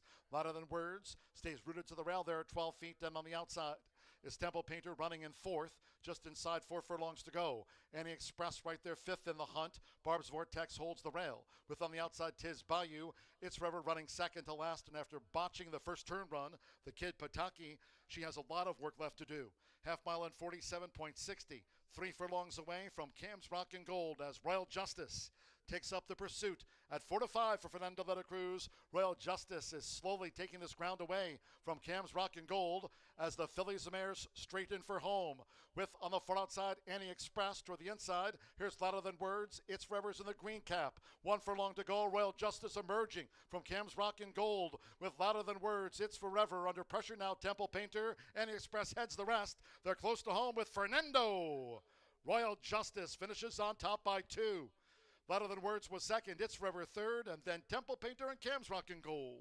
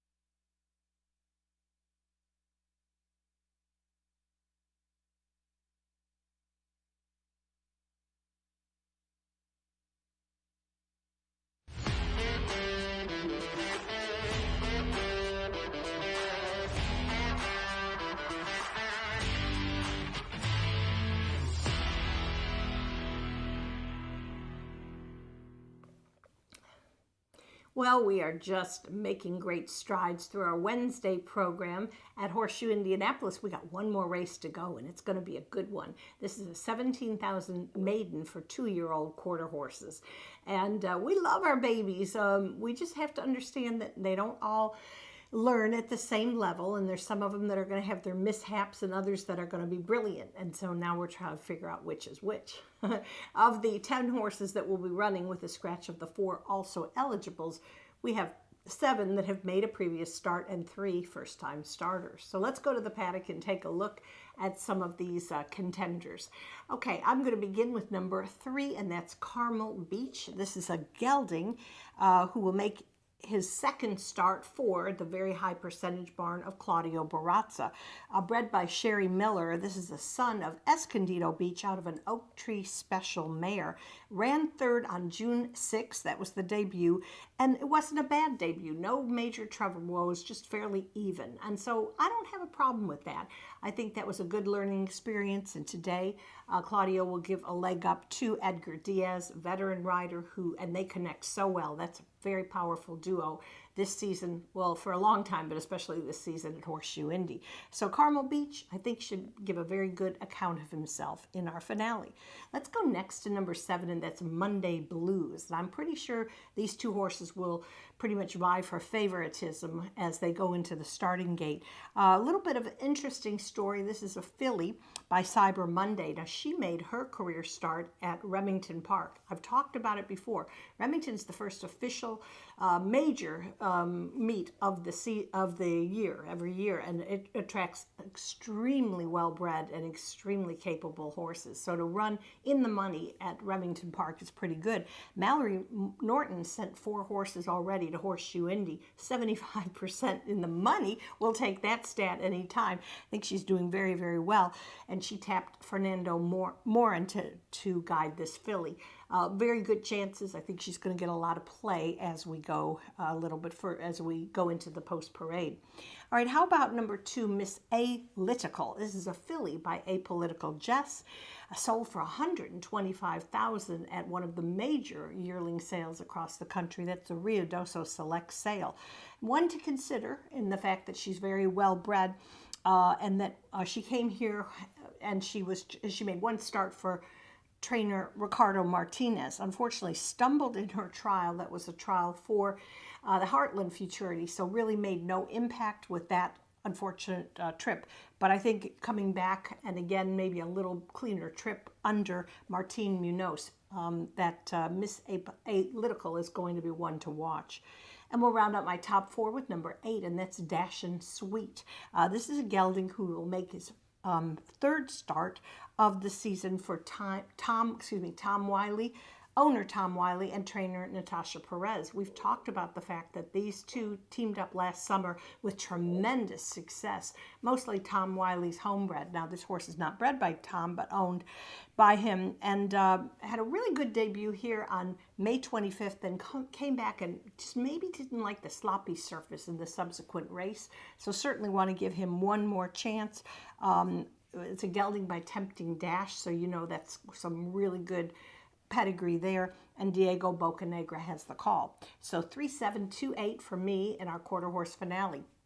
But when we have a full field with a lot of question marks here, I'm going to throw in a long shot if you're going to play our quarter horse 10-cent Pentafecta. Huge payouts. So when we have a full field like this, I like to suggest one. And my long shot choice for today is Amethyst, number 5, 20-1 in the morning line, but you really just got to throw out the last race on June 27th. Again, a trial, not the best race for this gelding, trained by Jesse Vasquez, but with Giovanni Vasquez Gomez having the return call, possibly can really perk up that exotic wager. So that's it for me for today. We will be back tomorrow, so have a good evening. We'll see you back for more quarter horse action tomorrow at Horseshoe Indianapolis.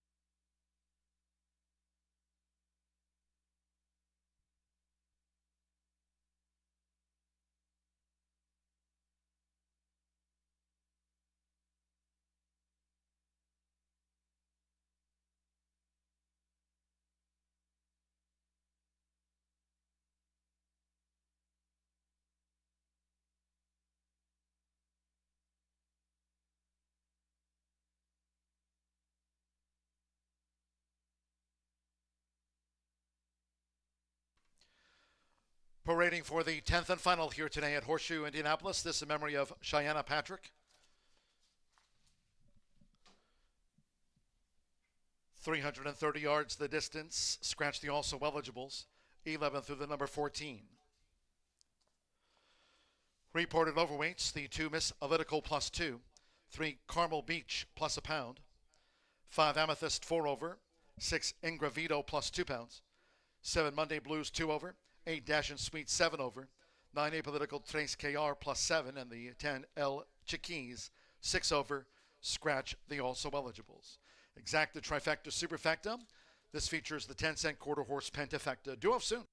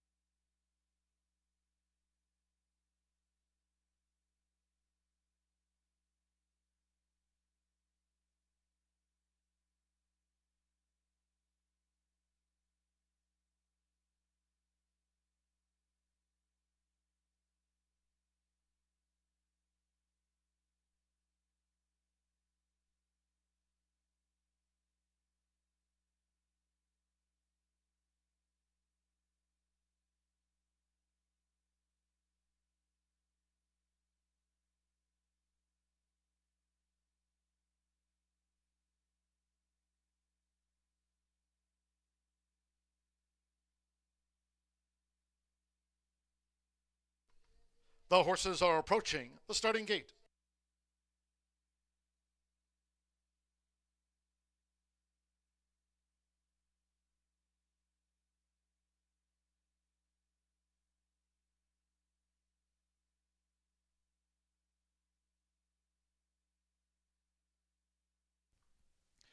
The horses have reached the starting gate. It is now post time. They're going in. Jaspy Flyin has the quarter horse leading jockey at Bordaluna Diaz. Jaspy Flyin. Ingravito loaded with Monday Blues. Here in the Wednesday finale. Thursday post time from 2:10. Miss Analytical coming up. Uses a flipping halter. Miss Analytical. Dash and Sweet. Went in well. Carmel Beach. Edgar Diaz or Claudio Barraza. Right now, Monday Blues 6-5 on the final favorite. Fernando Morin riding the final favorite, Monday Blues. Christian Penaloza with HF Fearless taking her spot. Rolanda Pina with Apolitical Tres KR. Here over the 330 yards. Fast track, 2 back. Giovanni Vasquez Gomez with Amethyst and 1 more.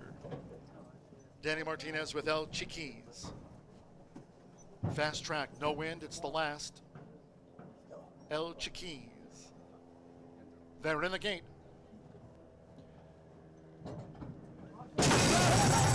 Off in the Wednesday finale, Apolitical Trace KR stumbled badly. Fast start for Jaspy Flyin, who leads the maiden juvenile past the 2:20. Here's Dash and Sweet, also right there. Monday Blues for Fernando Morin. It's Monday Blues in the Wednesday finale with toward the inside Jaspy Flyin over Monday Blues, and then Carmel Beach with Dash and Sweet and Miss Analytical in the finale.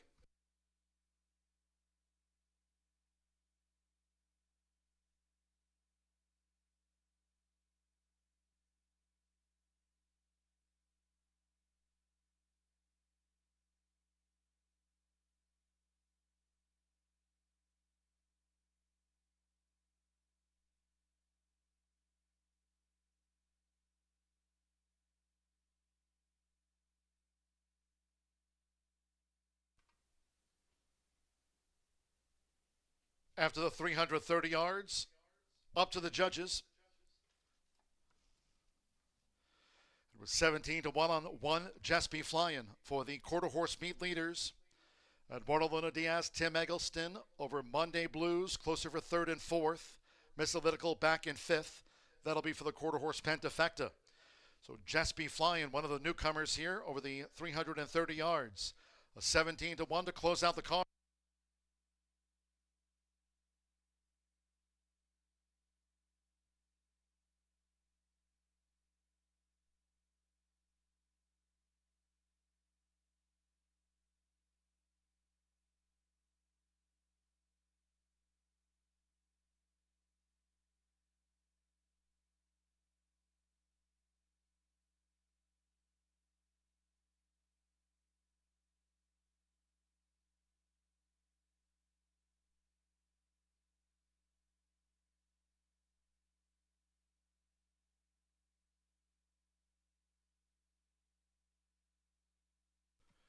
Here it is from the judges in frame now.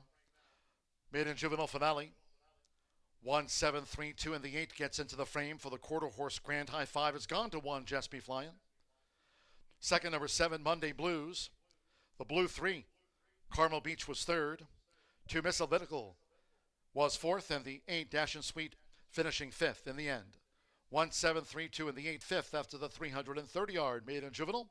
Jesby Flyin at 17-1.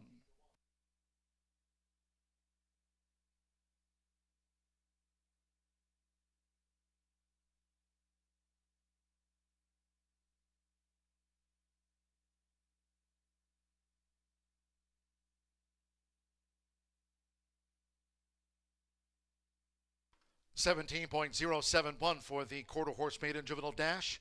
Fast track. No win to speak of. 17.071 to cap off the card.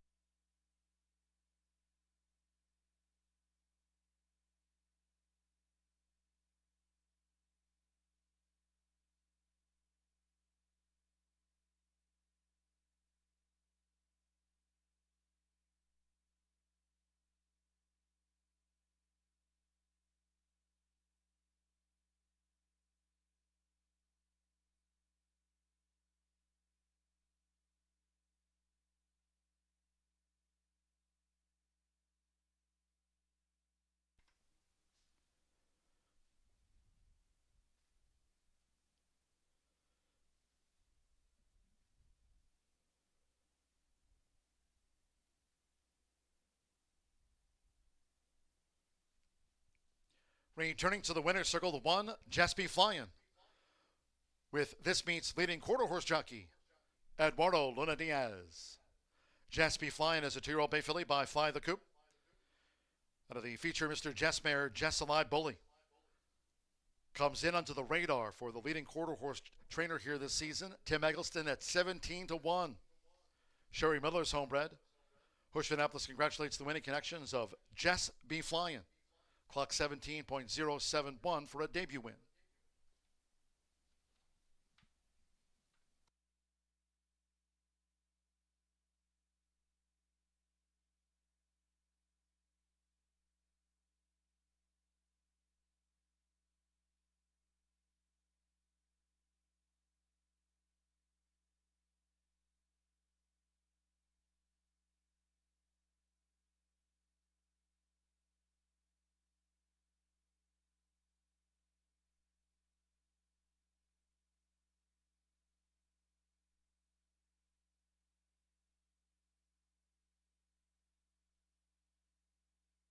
Result official. 1-7 exacta, 107.60. 50-cent trifecta, 173, netted $126.90. 50-cent pick 3, $154.80. 10-cent quarter horse Pentafecta paid $502.44. Dash and Sweet was fifth. 4-1 double, $108.80. 10-cent superfecta, 1732, returned $99.49. Fast track, no wind, 17.071 seconds after the maiden juvenile dash. That concludes our live racing program for today. We thank all that joined us here on track. Cheers to all of you who tuned in. So many subscribers on YouTube, our channel there at Horseshoe Indianapolis Racing. Hello to all watching us back on YouTube. Next live race card, well, that'll be tomorrow to wrap off a 4-day stretch. No live racing here on Friday, Saturday, Sunday, nor Monday. Back tomorrow with a 2:10 p.m. Eastern Post Time. Until then, for all of us here at Horseshoe Indianapolis, it's been my pleasure on this beautiful day in town from the broadcast booth. For now, track announcer John G. Dooley saying good night.